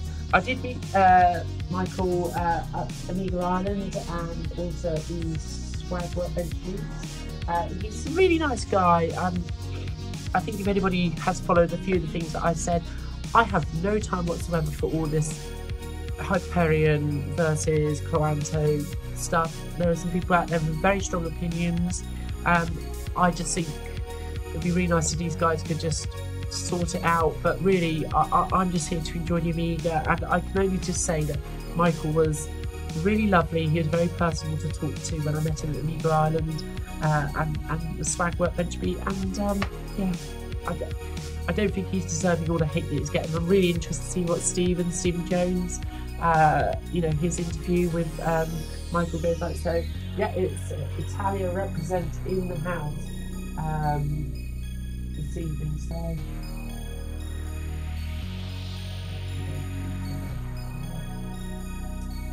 uses worker. Nice. I need to make a game. I would love to make an Amiga game, but my Amiga coding skills are not as good as well, I'm not saying that I know everything about pixel art, but I would love to make a really good JRPG for the Amiga. It's been an ambition for a long time, but unfortunately I'm already stuck at the 8-way scrolling side of things. But if I can crack that, or if you know, another coder wanted to hook up with me and I did the artwork for it, I would love to, because you know, I think the Amiga with the bountiful storage that you have on CD, or the ability to download an archive off the internet and then unpack that onto your compact flash card, gives us the potential to realise perhaps what Commodore knew, that the Amiga was a fantastic multimedia machine, and so realise the potential of even these ECS or OCS Amigas, because they can do so much in the right hands with their sound, their animation, their graphics. Dream machine, huh? So, I've not heard of that one either. So,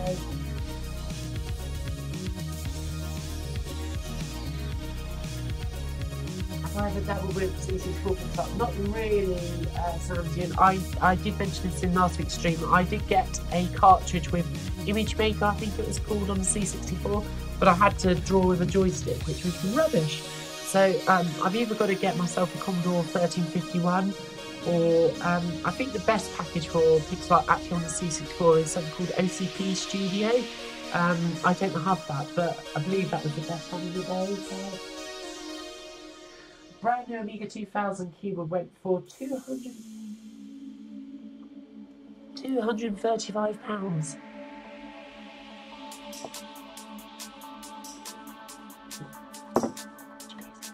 Not being funny, folks, right? So when I bought my Amiga 3000 back in about 98, 99, so this is 20 years ago, it didn't come with a keyboard, sadly. It came with a the mouse. Came obviously with the functioning Amiga 3000 and all the manuals, the Amiga Vision binder, the Amiga System Release 2 binder, you know, basically everything except for the original box and the keyboard. And there was something which, it was on the internet. I think today there's something called Amiga, but or was it called Amiga? There was basically an Amiga classified site back in the day on the internet, and I picked up an Amiga 2000 keyboard for about £20. Yeah, I didn't pay 2 or 3 GB, then you pay 4 again if it's more expensive. Yeah, it's yeah, I'd say Deluxe Paint 3 is super good. I think if you want to do animation, Deluxe Paint 3 is, you get a nice copy come up, go for it, because what DPaint 4 adds is hand mode, which is going to be quite slow and maybe not as useful as perhaps some of the features. It comes with an anti-alias facility, which is kind of useful, you know, to make lines softer. It's got some nice translucency stuff, so DPaint 4 does have some really useful additions, but if it's a bit out of your price range, snap up a copy of Deluxe Paint 3 with its manual. You will have so much fun with it, it's great. Stick, you're right, it is the correct joystick to use. Yeah, there is no other joystick. You know, basically, Competition Pros and what other joysticks you can get? Honeybees and all this stuff. There is only one joystick. Okay, thank you.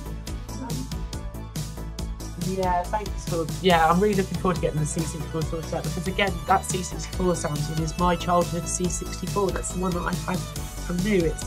It does look a bit grotty. The keys are really yellow and manky, but it's my childhood C64, just like this Amiga 600 is. So just catch up with the chat there, folks. Bit of a diversion, but it's really good to chat with you today. Dipstick and TAC2. Yeah, the TAC2 is a good joystick. Actually, take it back. Dipstick and TAC2, the official joysticks of anybody who likes playing games. So let's just preview this now. That looks a bit more hopeful.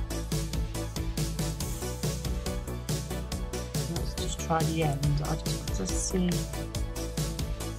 That fix this. Yeah. We'll do it that way. We're almost there, folks.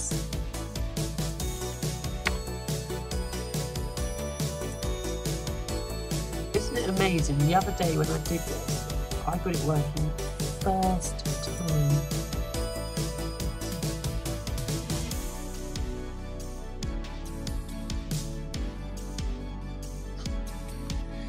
Ah, okay.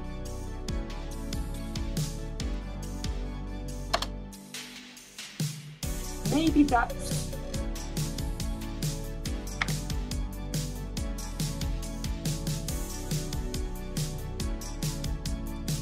Oh, I think I'm getting closer to remembering what I did now, sorry. I wouldn't have dived into this if I thought I was going to have all these problems, guys, I'll be honest.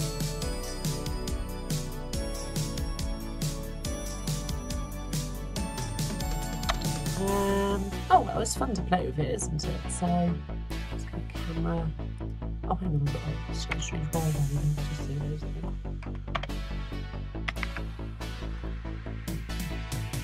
Preview. Ah, that's better.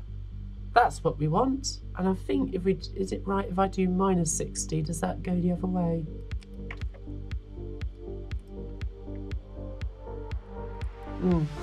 Sort of, but not quite. Anyway, I'm just going to leave it going on 60 pixels, and we're going to draw, let's just for the sake of it, we'll draw 60 frames, and we'll just do before because we don't have any animation frames, and that should give us nice frames. So the Terminator also has a zip stick, good choice, error 42, someone should make a batch of these for two. It's not a bad idea actually, feel cold. It's a good point, we have all these new things like cases, key capture, what about some joysticks? I totally agree. Because, you know, that whilst when it comes to my other systems, like I have my NES controller with my NES, and I also have my, I love this controller, Super Nintendo controller with the SNES or Super Nintendo. This is a great controller, I love these. If I could get one of those and put it into the Amiga. And also, oh, I don't know, it's a tough choice, isn't it, between the PlayStation controller and the DualShock controller and the SNES controller for me. But I do actually use the PSX controller on my Amiga, but it doesn't actually, because I don't have the right adapter for the Amiga 600 because the port's just too close to floppy drive. But I do use my PS2 controller on the A1200 and the Amiga 500. So, but yeah, monster joysticks. Yeah, not played with one, probably really good actually. Oh look! My 68,000 7 MHz Amiga 600 has drawn 60 frames of animation. It's either really quick or I've been talking too long. So, yeah, but I do agree. I think that there is definitely a place in the market for new joysticks. Okay, now I'm hopeful that we have a working pan, and there it is. Okay, it's over very quickly, but we can slow down the rate of animation. And what we've got is our camera pan. So it's the beginnings of being able to do parallax. So yeah, and you see a little flash sometimes when it gets to the end of the sequence. If I do ping pong animation, which I think is 6, it will just flip backwards and forwards. Yeah.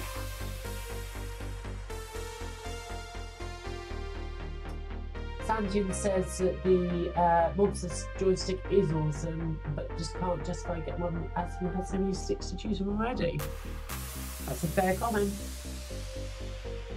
Yeah, Error 42, Retro Man Cave. He was here earlier on, but he was still in the chat, but or in the house. But he's had a busy day recording a couple of podcasts. But yeah, I think they are excellent. And also Amiga Bill. Bill uses a monster joystick. Joss 80 says, does Retrobit does control to 7 classes, not Amiga though. Oh, I might have to look at those. I don't see, they're not the 8-bit do ones, are they, Joss 80? Do you fancy one of those? They look cool. Yeah, so what we can do is we'll be able to then add the extra layers in, animate those over the top. I'm going to play with the move, the camera move tool a little bit more. Just so that the next time I show you it, I've actually figured out all of its nuances. It's still quite a newish thing to me, But yeah, it's really cool, isn't it? So yeah, Deluxe Paint 5 has a lot of really cool additions. The only downside of Deluxe Paint 5 is it will only run if your Amiga has got Amiga OS 2 or later. So it will not work on your Workbench 1.3 Amiga 500. It also needs 2 meg of RAM, so your stock Amiga 600 is not going to be powerful enough. But I've got an Amiga 600 here with an extra 2 meg of RAM in the PCMCIA slot and 2 meg of chip RAM. And as you can see up here, I've got 370 kilobytes of fast RAM and 1.3 megs of chip RAM, almost 1.4 megs free. So it's plenty good enough to do this on the Amiga 600. So Kev G says he recommends avoiding the boomerang joypads because they're absolute rubbish. I've heard that as well. I've not used one, but I'm going to take your word for it, Kev. But given that I can use a PlayStation controller with either the 500 or the 1200 or my Zip Stick, which is my preferred device, why am I going to go and get myself a boomerang? So, yeah. So that's the D-Paint, guys. Yeah, it's been fun to play with it. I'm not going to save that because I do want to do a bit more tweaking on that before I actually save it. But yeah, Deluxe Paint, awesome bit of software. Going to be doing some more of that this week. Going to probably do a little short video about those stencil facilities so that it's there for everybody to be able to enjoy. You know, it's because obviously doing these streams is great because it's nice to have you guys in the chat and you know, to just generally have this stream of consciousness almost. But obviously for picking out hints and tips, it's not obvious, is it, where stuff is? So yeah, yeah, that's where we are. I do hope the stream is all keeping up and everything. So Dazzy says, nice D-Paint. You're welcome, really welcome. Right, so what should we play? I think first of all I just need to have a good glug of drink because my throat is so dry.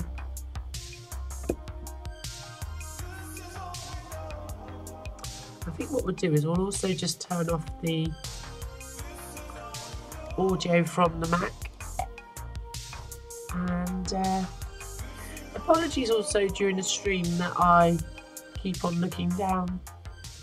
It's just because I've left my phone at work last night, and what's happened is I usually use that to keep an eye on the stream, just so that I can answer your, just so that I can keep an eye on obviously what's going on. But I'm actually having to use the laptop down to my left at the moment, so yeah. So I think in the next Deluxe Paint stream, what we'll do is we will play with finishing the Azusa and Yui piece that we started a couple of weeks ago, because I want to get that finished, want to get that animated. I want to also show some more of that Shinji Evangelion thing that I'm working on, so got some nice bits coming up. So yeah, so lots to look forward to. I'm not sure when I'm going to be doing that. I've got evening class on Tuesday. I love how I had to think about that. I've been going to evening class since September. I still have to think which day of the week it is that I go to evening class. Age, isn't it? So Tuesday, it won't be Tuesday, it won't be Monday because it's Monday, and then Wednesday I will be out as well, so it might be Thursday. Yeah, cool. So Simone says it's better to use a Sega Genesis Strip Mega Drive joypad instead of those in. Yeah, that's a good point actually. I could use my Mega Drive controller actually. I just haven't for some reason. So yeah, Neil Retro Man Cave loves his monster joystick. So FNAF in Bar Saunders. And sorry, why did I say that?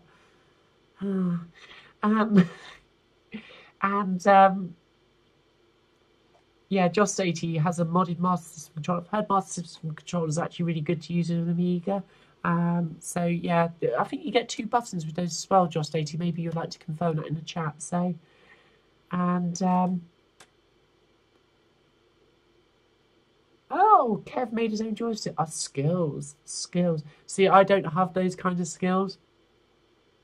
I'm good at using software and all of that kind of stuff. But when it comes to building things or fixing things, it's like today I was fixing up or trying to diagnose what was wrong with my Amiga 500 key because it's got a dodgy tab key. And I was straight onto Twitter like, can I use this on this? Can I do that? Because I don't know. And I'd rather take time with these things and make sure I don't destroy some beautiful hardware. Anyway, so yeah, so got the tab key working again, worked out what it is. There's a little problem with the plunger that the rubber thing just doesn't seem to activate the membrane contact. So Doug, who I don't know if he's still here, but he was really helpful in helping me with that. So I got something to check with that, and also Mark on Twitter, he helped me with the same suggestion. So all good. So I can kind of diagnose things, but I can't build stuff. So what game should we play? I reckon we should go into... Let's start with some Rainbow Islands, because you can't go wrong with Rainbow Islands. I'm just going to make sure that I can hear the audio through the capture.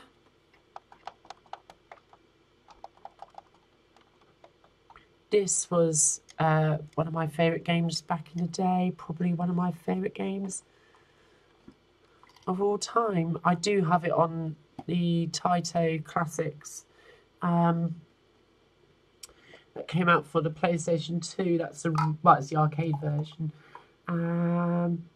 But I don't know what it is, but maybe it's the emulation or something in it. But the graphics look really soft in that version. So let's just see where we are. So I'm whistling the Rainbow Islands theme. Okay, let's just bring in that. Oh, that's the wrong one. Oh, that's going to make it really loud. Let's just bring it down a bit. There we go. Let me know what the audio mix is like, guys, because I don't honestly know. I'm just going to start this.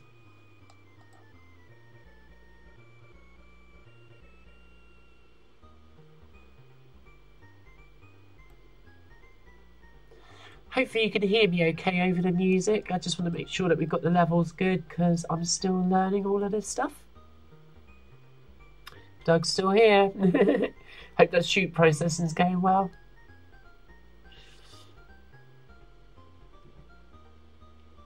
Oh, nice. Dazzly's got Rainbow Islands in a big box. Cool. My copy's from the Flight of Fantasy pack. The secret to fixing stuff is to take lots of things apart and break stuff first. It usually starts in childhood. That's where I'm going wrong, I think. So, yeah. The Amiga is a bit low. Okay, let me adjust.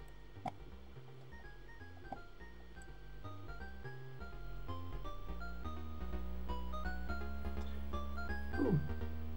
How's that? I'm just going to talk over it just so you can hear me sort of do a bit of an Alan Partridge thing, just talking. To be honest, Lynn, I'm at a bit of a loose end. Yeah.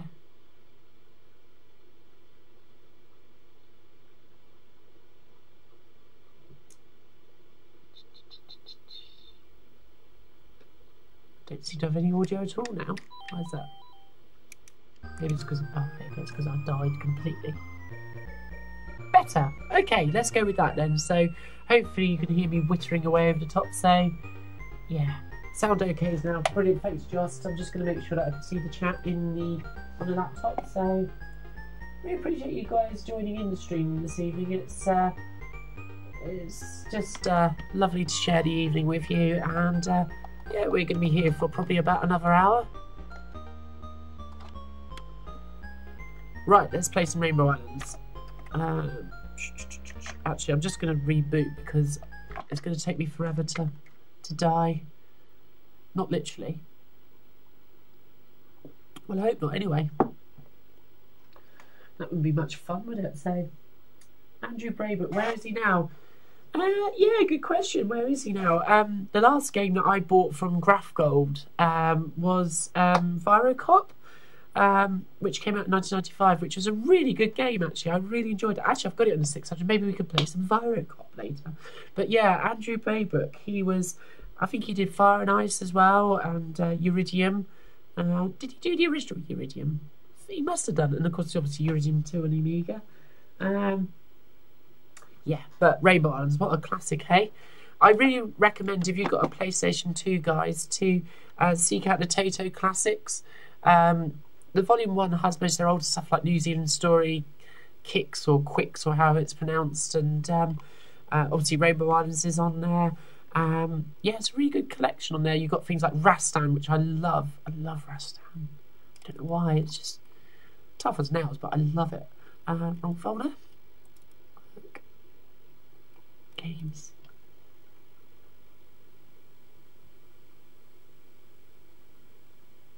He's on Twitter loads. Oh, awesome. I don't know if I'm following him. I'll check him out, Sanzian. Oh, maybe so. Cool.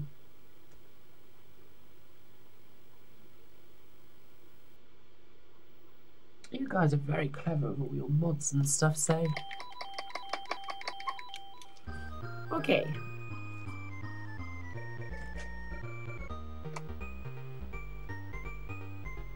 I believe that this was actually an ST port, but it doesn't seem to suffer as a consequence, probably because it's a vertical scroller, which, if I remember rightly, the ST didn't have as much of a problem with vertical scrolling as it did with horizontal scrolling, so... Ooh. Ooh, cheeky little bugger.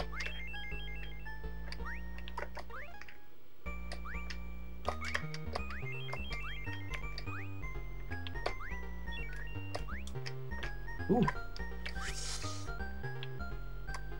That's the only thing sometimes, if you're not used to Rainbow Islands' controls, it can be a little bit floaty to start with. Oh, I'm usually better than this. Come on, Vicky.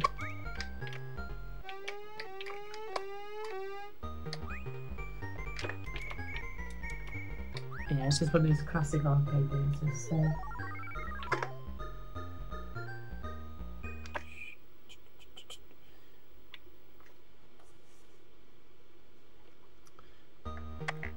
Let's just pause it, just look at the chat. Ripley's Day Out, Paradroid, Iridium, Alley Cat, and Morpheus. Yeah, that's true. Forgot about Alley Cat, Tim.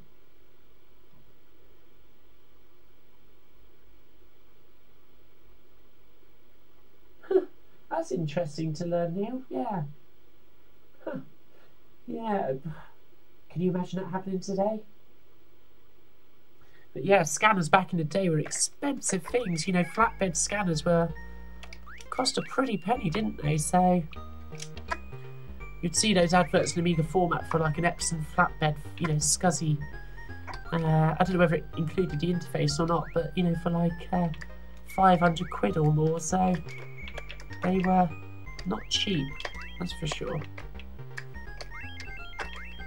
Cool. I think I've got my 3 rainbows and the rainbow speed ups. That's nice.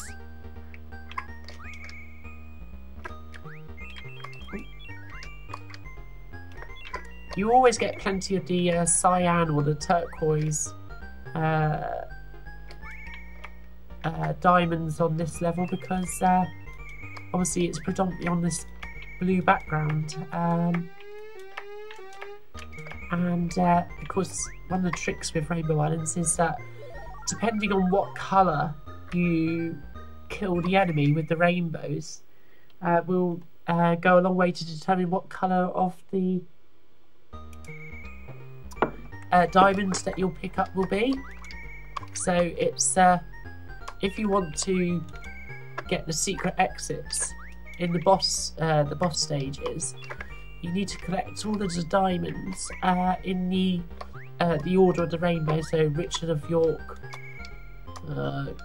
growled incessantly because he was purple, something like that, wasn't it? And yeah, you can get a secret exit in the boss stage if you collect them all in order, and sometimes one of the difficulties is actually getting the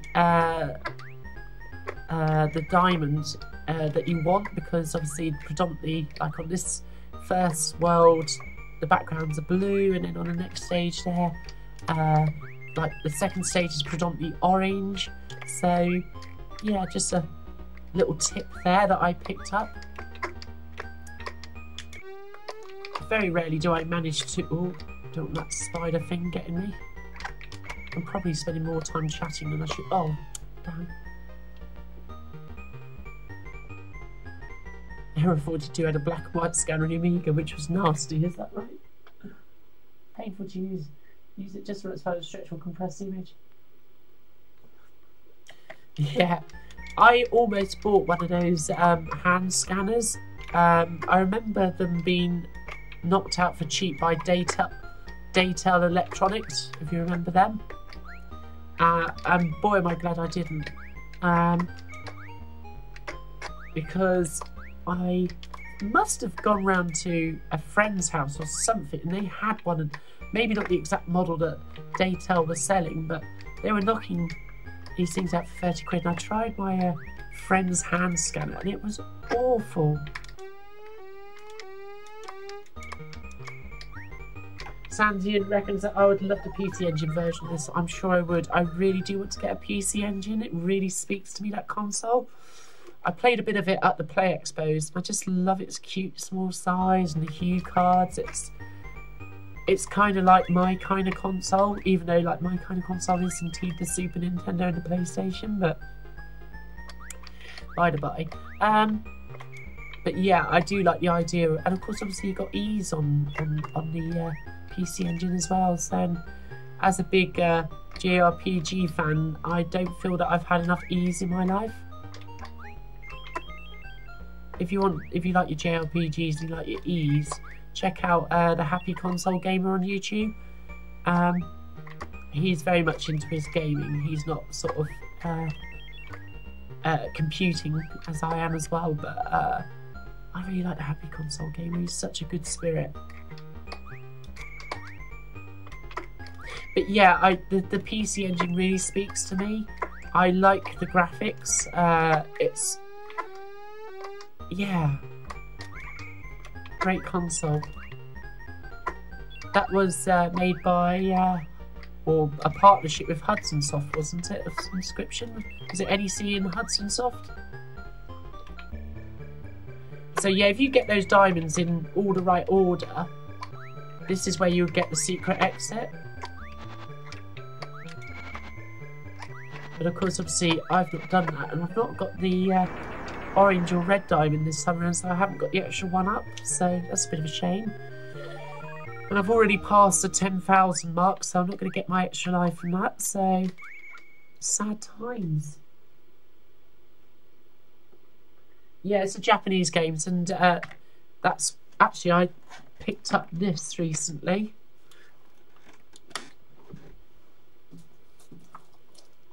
Ugh. There's no doubt about it, I love the Amiga, but I picked up The Last Blade 1 and 2, for which is originally sort of a Neo Geo game.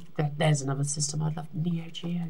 But the Last Blade 1 and 2, it came out on PlayStation 2, so I managed to get a brand new copy of that for not a great deal of money straight from Japan, so...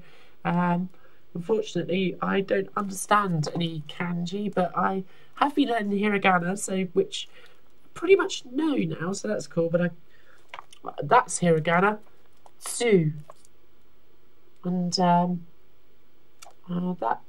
kanji I do recognise. Looks very similar to the kanji for Monday, but anyway, so yeah. So looking forward to playing this at some point. So yeah, I do like my Japanese games. I've got quite a few imports of Puyo Puyo and Twinbee and stuff like that. So yeah. Okay, on to Combat World. Hand scanner on eBay. You're brave, Santian.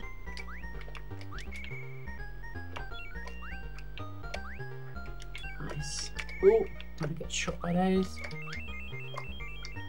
That's the thing that ramps up the difficulty, is that the tanks obviously can roam up the rainbows that you shoot or fire.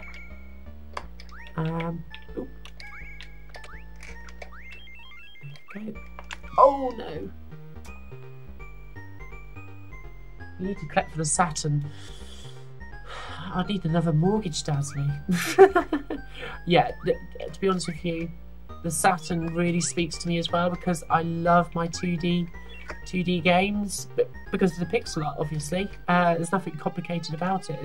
And yeah, I would love to have a Saturn and obviously get it modded for NTSC-J games, but it's the prices of the stuff that I would enjoy are so expensive. I really want to pick up what was called Rapid Reload, but what was it called in Japan? It had an English name. Gunstar? No, not Gunstar Heroes. I got that on the Mega Drive. Something similar to that, wasn't it? But it was one of the launch games for the PlayStation in Japan, and I can't remember its original name in Japan. Oh, I need that one. Japan, but Rapid Reload. Or was that the name I just said? The English name? Oh well, whatever it is, anyway. Yeah, that looks awesome. It's one of the launch games. I'm not saying it's the best game ever, but a bit similar to Gunstar Heroes on the Mega Drive, which is a great game. But yeah, it's the 2D games that I feel that have really stood up well compared to a lot of the 3D stuff. Although that said, some of the 3D stuff I still think holds up well, like the Star Ocean 2, which is a bit of a cross, and Grandia 2, Grandia, because it just, the storyline that is epic, and also like the Vagrant Story. That's brilliant. That's very much 3D sort of JRPG, Squaresoft, very cinematic. That's a, oh, here you go, excellent. Yeah, so, but yeah, the Saturn really speaks to me as a system.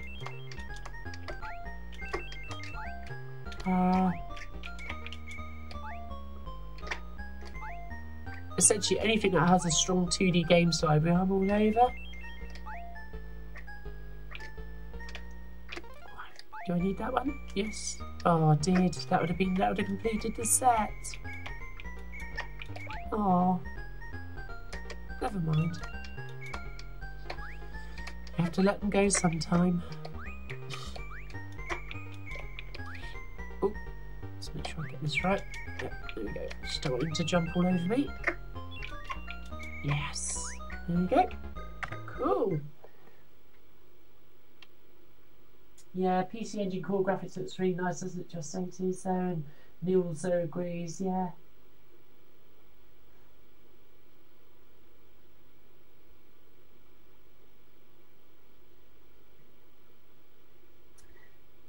I'm just going back through the Error 42 is 1 second away from saying when he was a lad.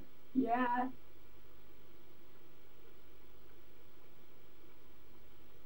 Yeah, I'm not a big fan of fighters either, Neil, but I do really appreciate the pixel art in them, and yeah, I just enjoyed them actually. I enjoyed them to an extent.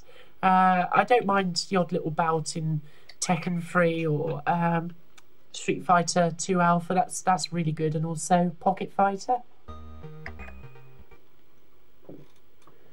And also I quite like Samurai Showdown. That's a really good series as well. The shmups of the PC Engine is so good. I see. I love a good shmup. I love. Yeah, I've got like obviously, like I say, I've got Twin Bee on import. Oh God, the name's just gone from my mind. It begins with a P. What's it called? Parodius. I've got Twinkle Star Sprites. Yeah, I love a good shmup, but they're quite expensive. Oh, Darius Gaiden, is it? For the PlayStation. Or is it Darius G, isn't it? I think so. Yeah, I do like a good shmup. I enjoyed them more on the consoles, possibly because a lot of the European fighters shmups were just so damn tough. Although I do enjoy the odd bout of Disposable Hero, which I do have on here, or but I have to confess, I have never played Banshee. Just missed that diamond again somehow. That would have completed the set. Oh.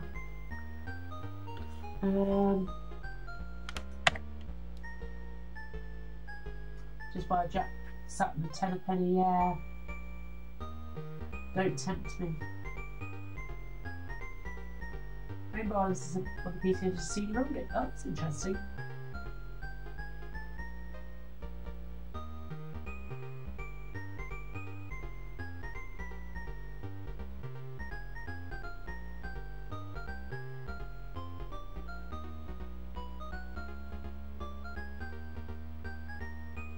So, I've just seen some stuff which needs mention. Oh, did I not pause this?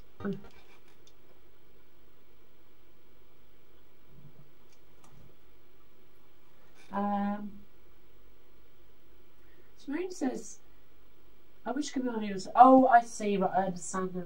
So, yeah, I would have loved to have seen Snatcher ported to Amiga. I mean, it was certainly well within its ability, so.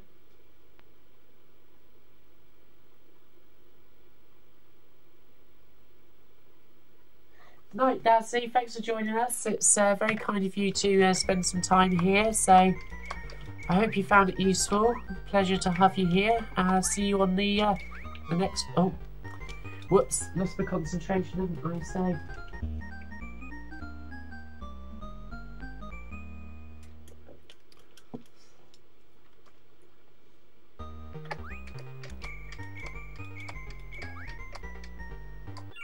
Hey, completed it.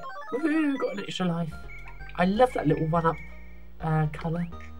I tend to like more subtle colours in real life, but you can't fault the colour palette of this game. It's beautiful. Ooh. Now that's unfair. I hate those little guys that jump around in the boxes.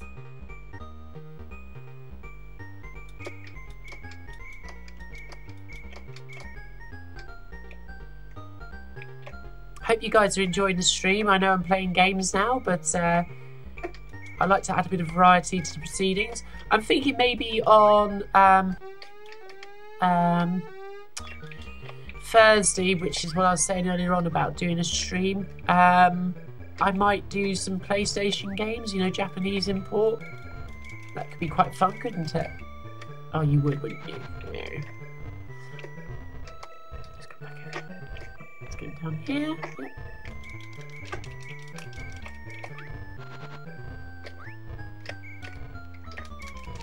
Nope, didn't get any bonus shots there. Yeah, I'm thinking of perhaps doing some Japanese import, perhaps. That would be fun. Something a bit different. Oh no! I'm gonna die! I'm gonna die! I'm gonna die!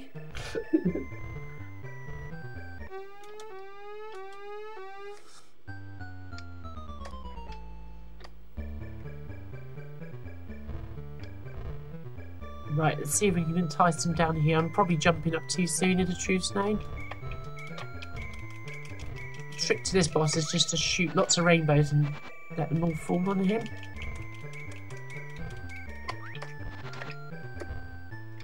It's time where I'm going to drop down. Come on. Come and have a go if you think you're hard enough, eh? Ah! Oh. Not usually this naff at Rainbow Islands, but c'est la vie.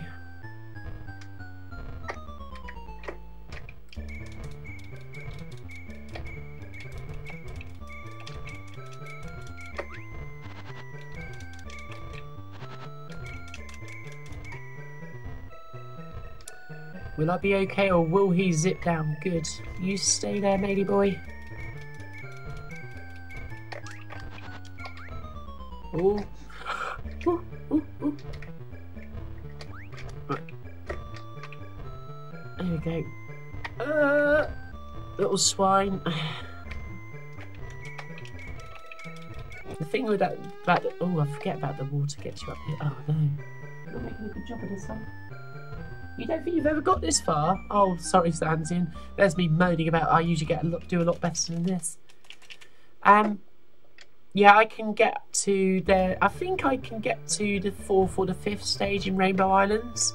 I can get past the monster or the vampire world or whatever it is that's after this one, the dark world essentially. I can get past the vampire boss there, and maybe it is the 4th world that I can get up to. It's yeah, it's the 4th world, which is like Toy World or something like that. Every game of this era has a Toy World, doesn't it? Oh, die! Which is quite tough. I don't know that I've gotten to the boss though, so. Bye! Adios! You're rubbish at games, that's no good. We can't have that, Sansian. I wouldn't say that I'm the best games player, but I do enjoy them, and I have sunk a number of hours into games. There is something to be said though, that as a JRPG player, it does make you a little bit relaxed sometimes at gameplay skills, because they tend to be something that involves the mind a bit more than just pure. Well, this is sort of obviously an action RPG, but yeah, it's always good to have a blast on an arcade game every now and then. I tend to find, like most people, my gameplay skills are directly what's the word? One of those maths words, isn't it? Directly proportional to the amount of alcohol drunk. It's and I've only had the one beer tonight, so hence why you're actually seeing something worthwhile. Otherwise, you'll just be watching some idiot making it like that.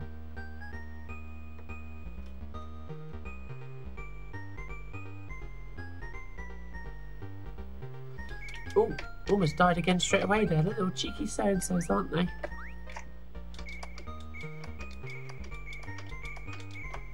Oh, always forget about that bat up there.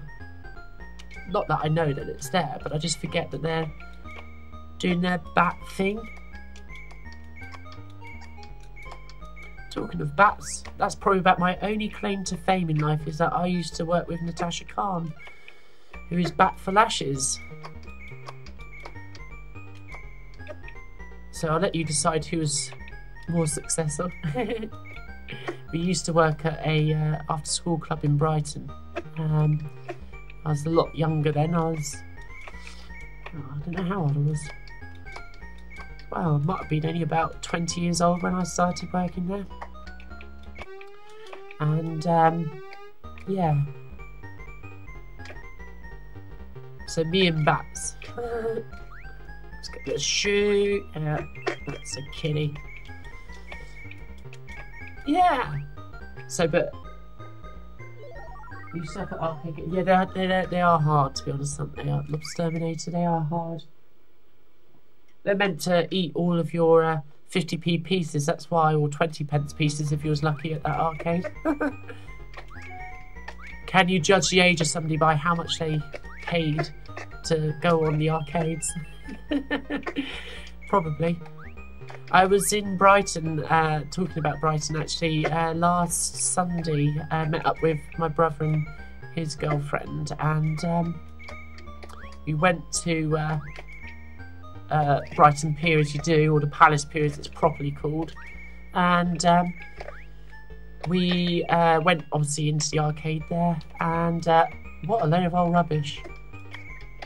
there is nothing that resembles to me like proper arcade machines these days. It just look like very generic racers. You know, sort of almost like an OEM racing machine. Is there any way I can describe it? But I was quite heartened to see the old 2p shove machines and that. Used to always love those when we went on holiday to the seas. Oh, I thought I was going to die there and get a star. That'd be helpful. Ooh, it's going to be a bit frisky here. There you go. Take that. Quite proud of that gameplay. Let's check the chat.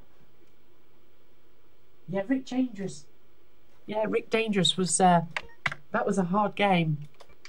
But to be fair, I don't know whether that's because we weren't very good at it. Oh, great gameplay, messed it up. I don't know that it was we were bad at Rick Dangerous. I just don't know that that was a very well designed game, to be honest with you. That would be, well, maybe that's my self-preservation talking. Got to get this guy. There you go, and that one. Adios, amigo.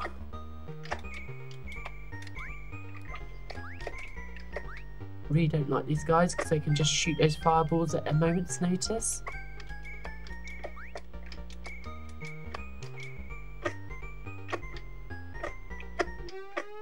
Ooh. Not a big fan of those guys either, to be fair.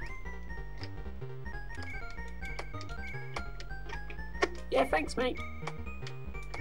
Oh, told you I don't like them.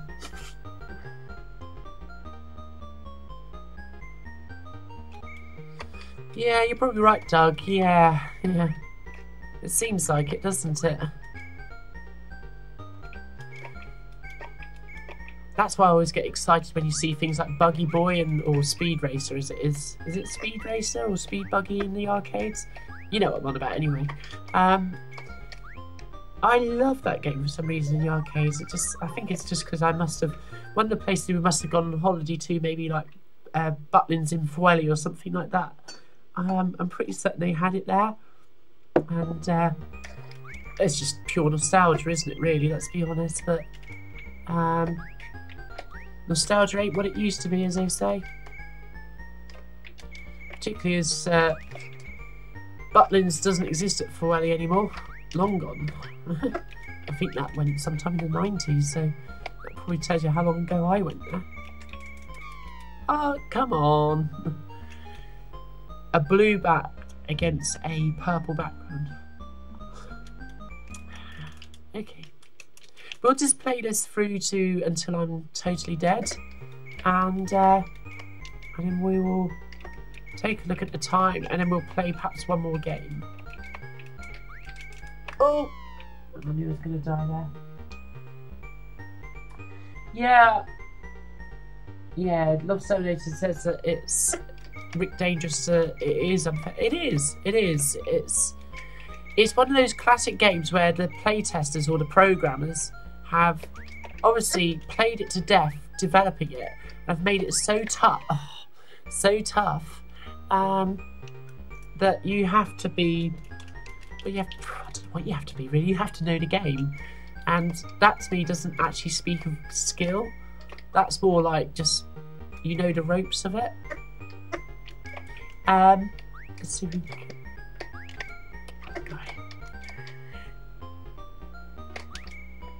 I see your game. Yeah, so it's not really gameplay skills, is it? It's more like, do you remember what happened last time? Which I've always taken to be quite poor. Whoops.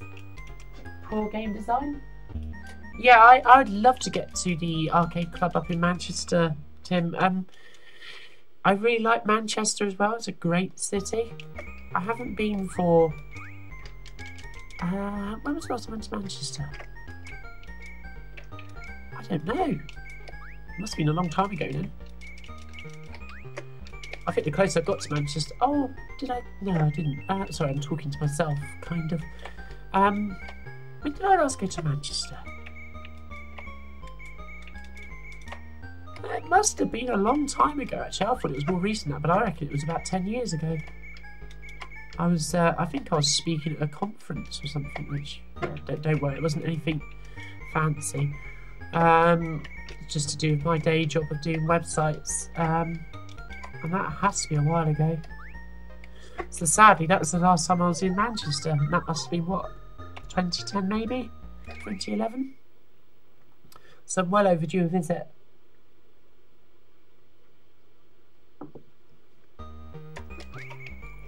The thing with the start of this stage is you really have to sort of start immediately. You can't hang about waiting to sort of find your feet. Oh, with it, because the enemies are coming to you straight away. Road trip, yeah, too right, Tim. I have to admit the drive up to Blackpool for me was a bit stressful because I'd been at work that day, and I managed to sort of, because I'd done a bit of overtime, oh damn. I think we're almost dead, guys. I really wanted to show you the under level boss, but I'm not doing very well, am I? Right, come on, you. Yeah, it was a bit of a stressful drive, but it was all right by the end. I think what it was is that there was, as you'd imagine, terrible traffic on the M25. So, yeah. Hi, Marcy. Is it Marcy? Lovely to see you here this evening. Yes. Guten Abend. I'm afraid my German ist nicht gut. I'm practically multilingual, aren't I? So yeah. Bonsoir. Good evening, obviously. Bonjour. Konbanwa, which is obviously Japanese for good evening. Where else are we? Yeah, guten Abend. Afraid I don't know what good evening is in Scots Gaelic or Irish Gaelic, so we'll work on that. But Fulcher, if you're, anyway. So yeah, let's play one more game, and then I think we're going to wrap the stream up, guys. It's been really lovely to spend some time with you. I've really enjoyed it. What should we play? Oh, so many choices. I'm feeling some Leander. I love Leander.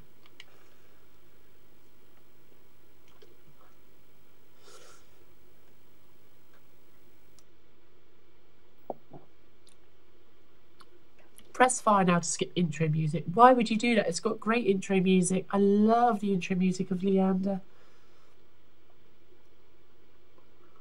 So this was done by Traveller's Tales, who... Whatever happened to Traveller's Tales? Oh yeah, I think they were quite successful, weren't they? Signosis? Yeah. This is when I felt the Amiga really started hitting its stride in around about 91 in terms... Because I mentioned this in the last stream, you had games like Shadow the Beast coming out in 89, but it just lacked the gameplay. And this goes back to Amiga being a bit of a slow burner and getting all these ST ports. But by about 1990-91, you had the great graphics, the great sound, and the great gameplay coming together at last. And Leander is a great example of this. I just love this pixel art.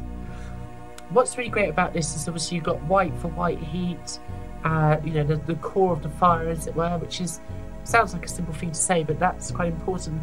And what you really get a sense of is the sort of like the white heat is reflecting off the dragon's face. You get a sense that actually there is light sourcing on this, and also you can see that sort of reflection in Leander's face. So yeah, it's a great piece of artwork, easily overlooked, but the amount of effort that's gone into that is quite considerable. And what's also nice is that you can see that there's just little single pixels used for highlights, like you've got the catchlight in the dragon's eye.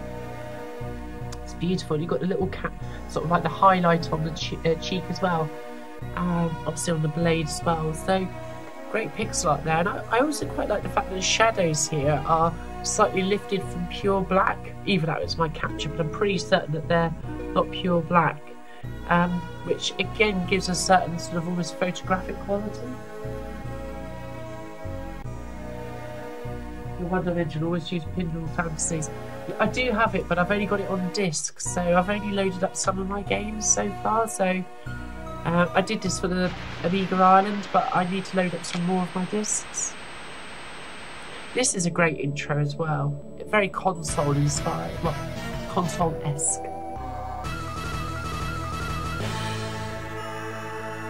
I seem to recall in Amiga Power they reproduced this sort of introduction, all the captures from it. So, and yeah, great game this. And really fluid. I'm just going to go to the options, and I'm just going to say that. Oh no, let's just leave the difficulty at normal. So we need to get the teleport key, and then head west.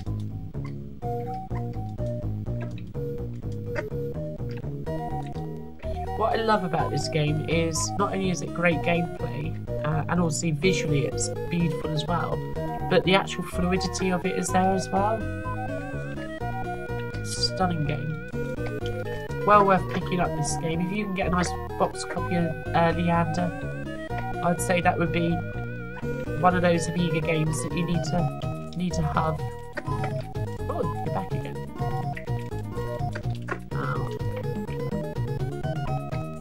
Jump well over him. Now the thing is that as you build up your shield, you will your armour, as it has happened there, changes colour. So, and it's worth killing the bad guys because they'll sometimes drop money or whatever that you can spend in the shop. So, straight jump over this guy. I also really like how the trees are drawn in this. They're not like realistic, but I just love these canopies. They always make me feel. It's a very Japanese style of tree, sort of like a Acer. That's what I'm thinking of. Not the computer company.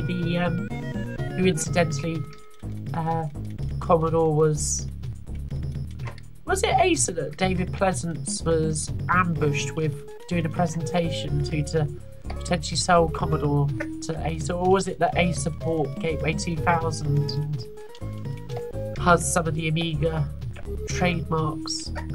I forget now. I think it's both, isn't it? I might be wrong. It has been known. Oops. Actually, it's no bad thing. So the cave is over there. I'm just... Actually, let's go into the cave. Let's get the saving number. So you press down to get in the caves, get these owls or bats.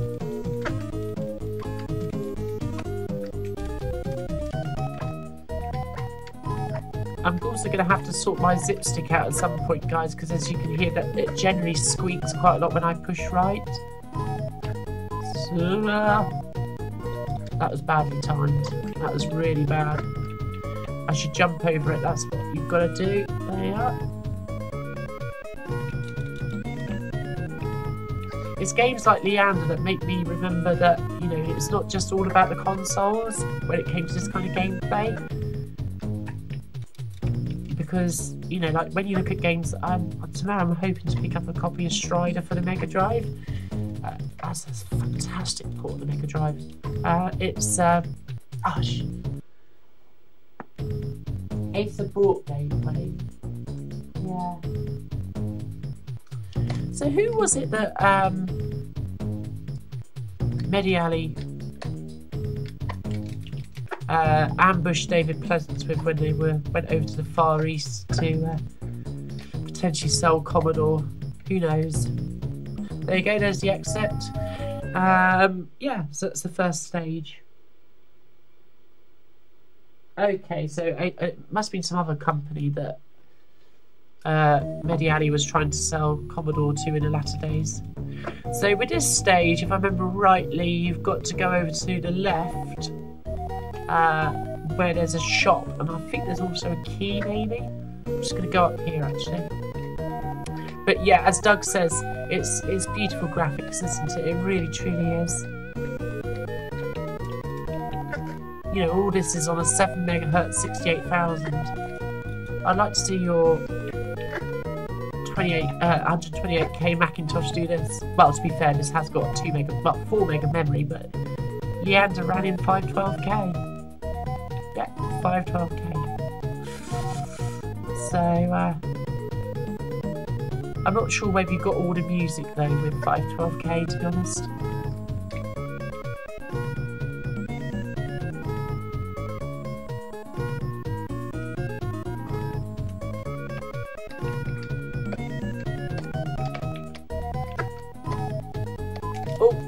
Those boulders.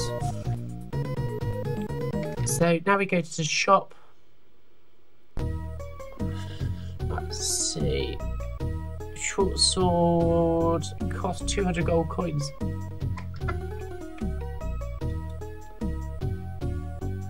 I don't know if I actually wanted to buy that, to be honest with you, but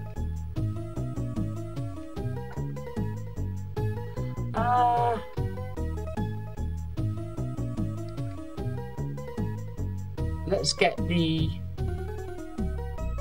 mage armor. Let's see what else they've got. Oh, they haven't got anything else by the looks of it. So you're wearing 6 hit point armor and also have a short sword. You also have 170 gold coins. I've got 5 rune bombs still, so cool. No worries, Neil. Thanks for joining. Hi, Mauro. I hope you're well. Have a good night's sleep, Neil. Sounds like you've had a really busy day. Really looking forward to hearing that interview at some point with Stu Campbell. So Stu Cambridge, sorry. I can't remember now. Which is it?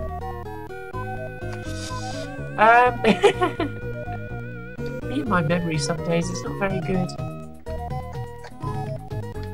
So you just hitch and ride on one of these horses, and you've got to jump up at the end here, so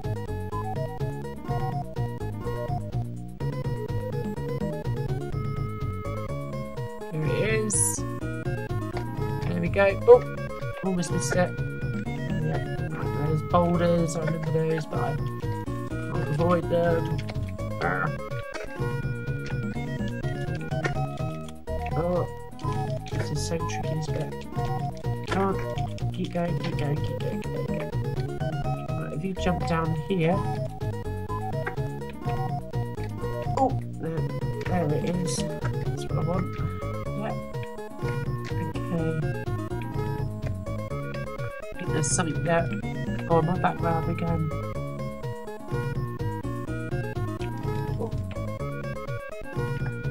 Ah, okay, yeah, this does ring a bell. Get you, mate. There you go, Ah, yes, no, this does make sense now, I remember this. Bye-bye.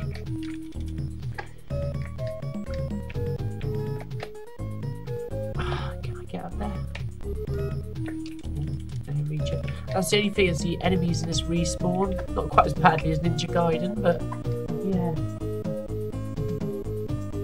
Oh, thanks Tim for joining us. It's been really lovely to have you here. Hope you have a great rest of your weekend.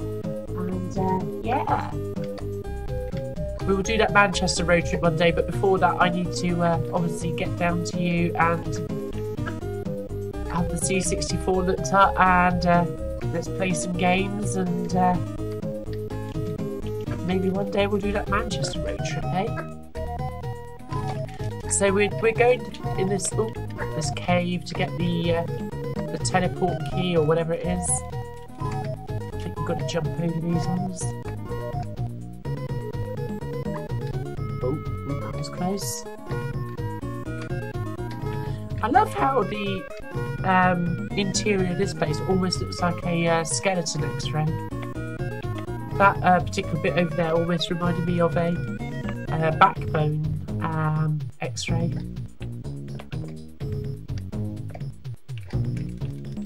Bye-bye. Here we go. Ooh.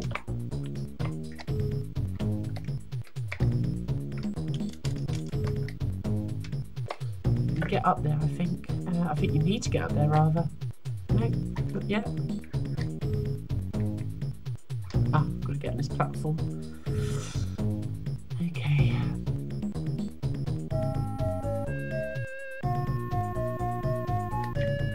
There we are. Yeah, get the owl. Oh, I deposited something and I left it behind, but never mind.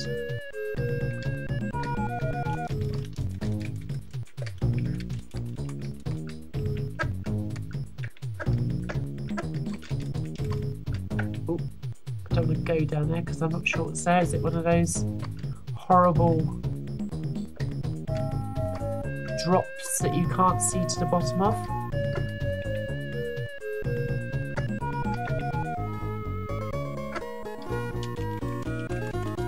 Oh.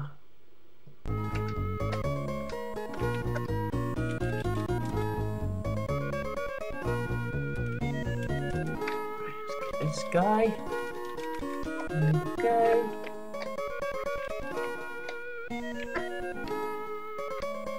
There it is, there's a table. Woohoo!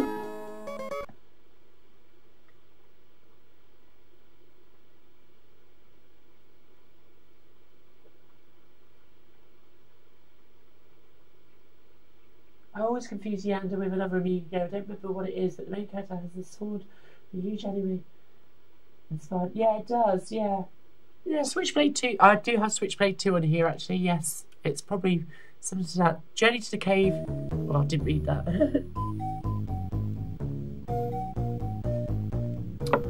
Okay.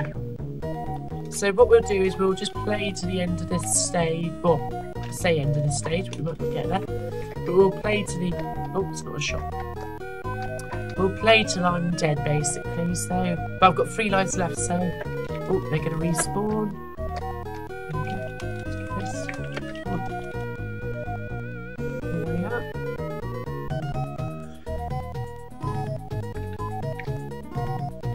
Jump off there. Can I jump up there? That's the question. Let's go up this way to start with. I know this takes us back to pretty much where we were, but... Ah! No! Ooh.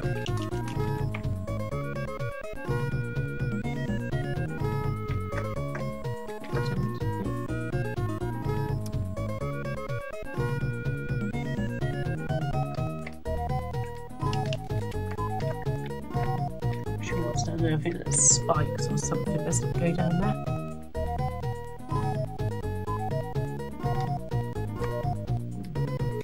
Oh no! Oh, no, we're okay. Oh, jeez.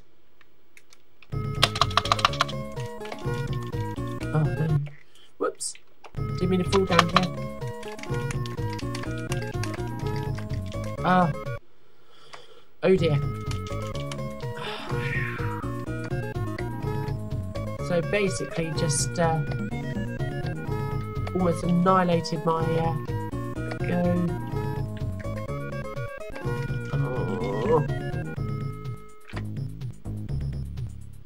I forget this is such a tough level.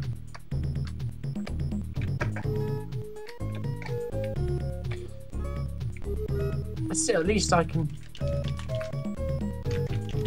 Oh, oops. Didn't turn. Stuff like that would have given me nightmares when I was a kid. You know, when I was little, that would have been the most frightening thing I've ever seen. Don't like gore very much. Let's leave it alone then.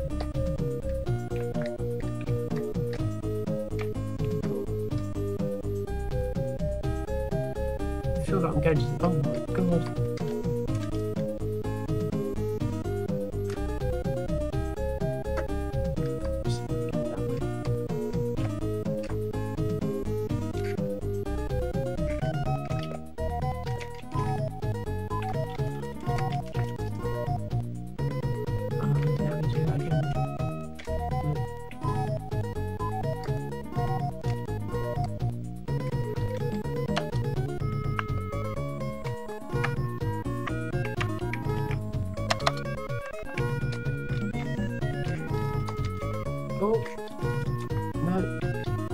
this isn't going well. Oh dear. That's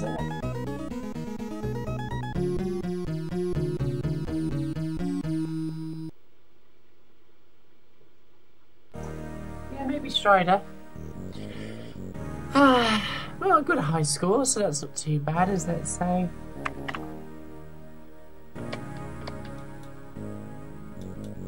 A, of course.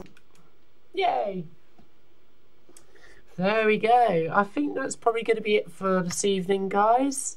Let's just reboot that. Yeah! Well, that was fun, wasn't it? So, really enjoyed this evening.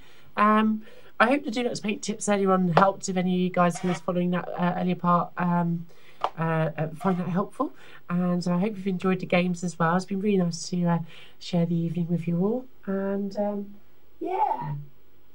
But yeah, Strider's a great game, Melro. I'm hoping to pick up my copy of that for the Mega Drive tomorrow. Spotted a copy for sale locally for £10, so about €10. Not sure what it's in dollars, but maybe $7 or $8 maybe. Yeah.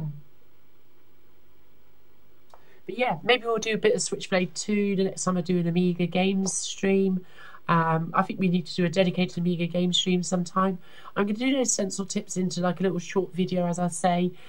May even try and get that out tomorrow if I get a chance tomorrow morning, but I'll be pushing it a bit, but it's probably more likely to be towards the end of the week doing that. So yeah, it's just been really nice to spend the evening with you guys. I hope you've enjoyed it, and yeah, it's been fun. I've really enjoyed it. So, and you know, we've had lots of people in the chat, so yeah, thank you for joining me. And you know, it's yeah, I'm really enjoying doing these streams. It's good fun, and yeah, I look forward to doing the next one. Maybe we'll do a bit of Japanese import PlayStation games, something a bit different, or maybe we'll do a bit of Super Nintendo. I'm not sure, but yeah, there'll be lots to look forward to. So have a great evening, everybody. I hope you enjoy the rest of your evening or your day, and that you have a great weekend ahead of you, and just take care of the week that's ahead. So thanks so much, guys. Look after yourself, and I guess all remains for me to say is see you soon. Bye.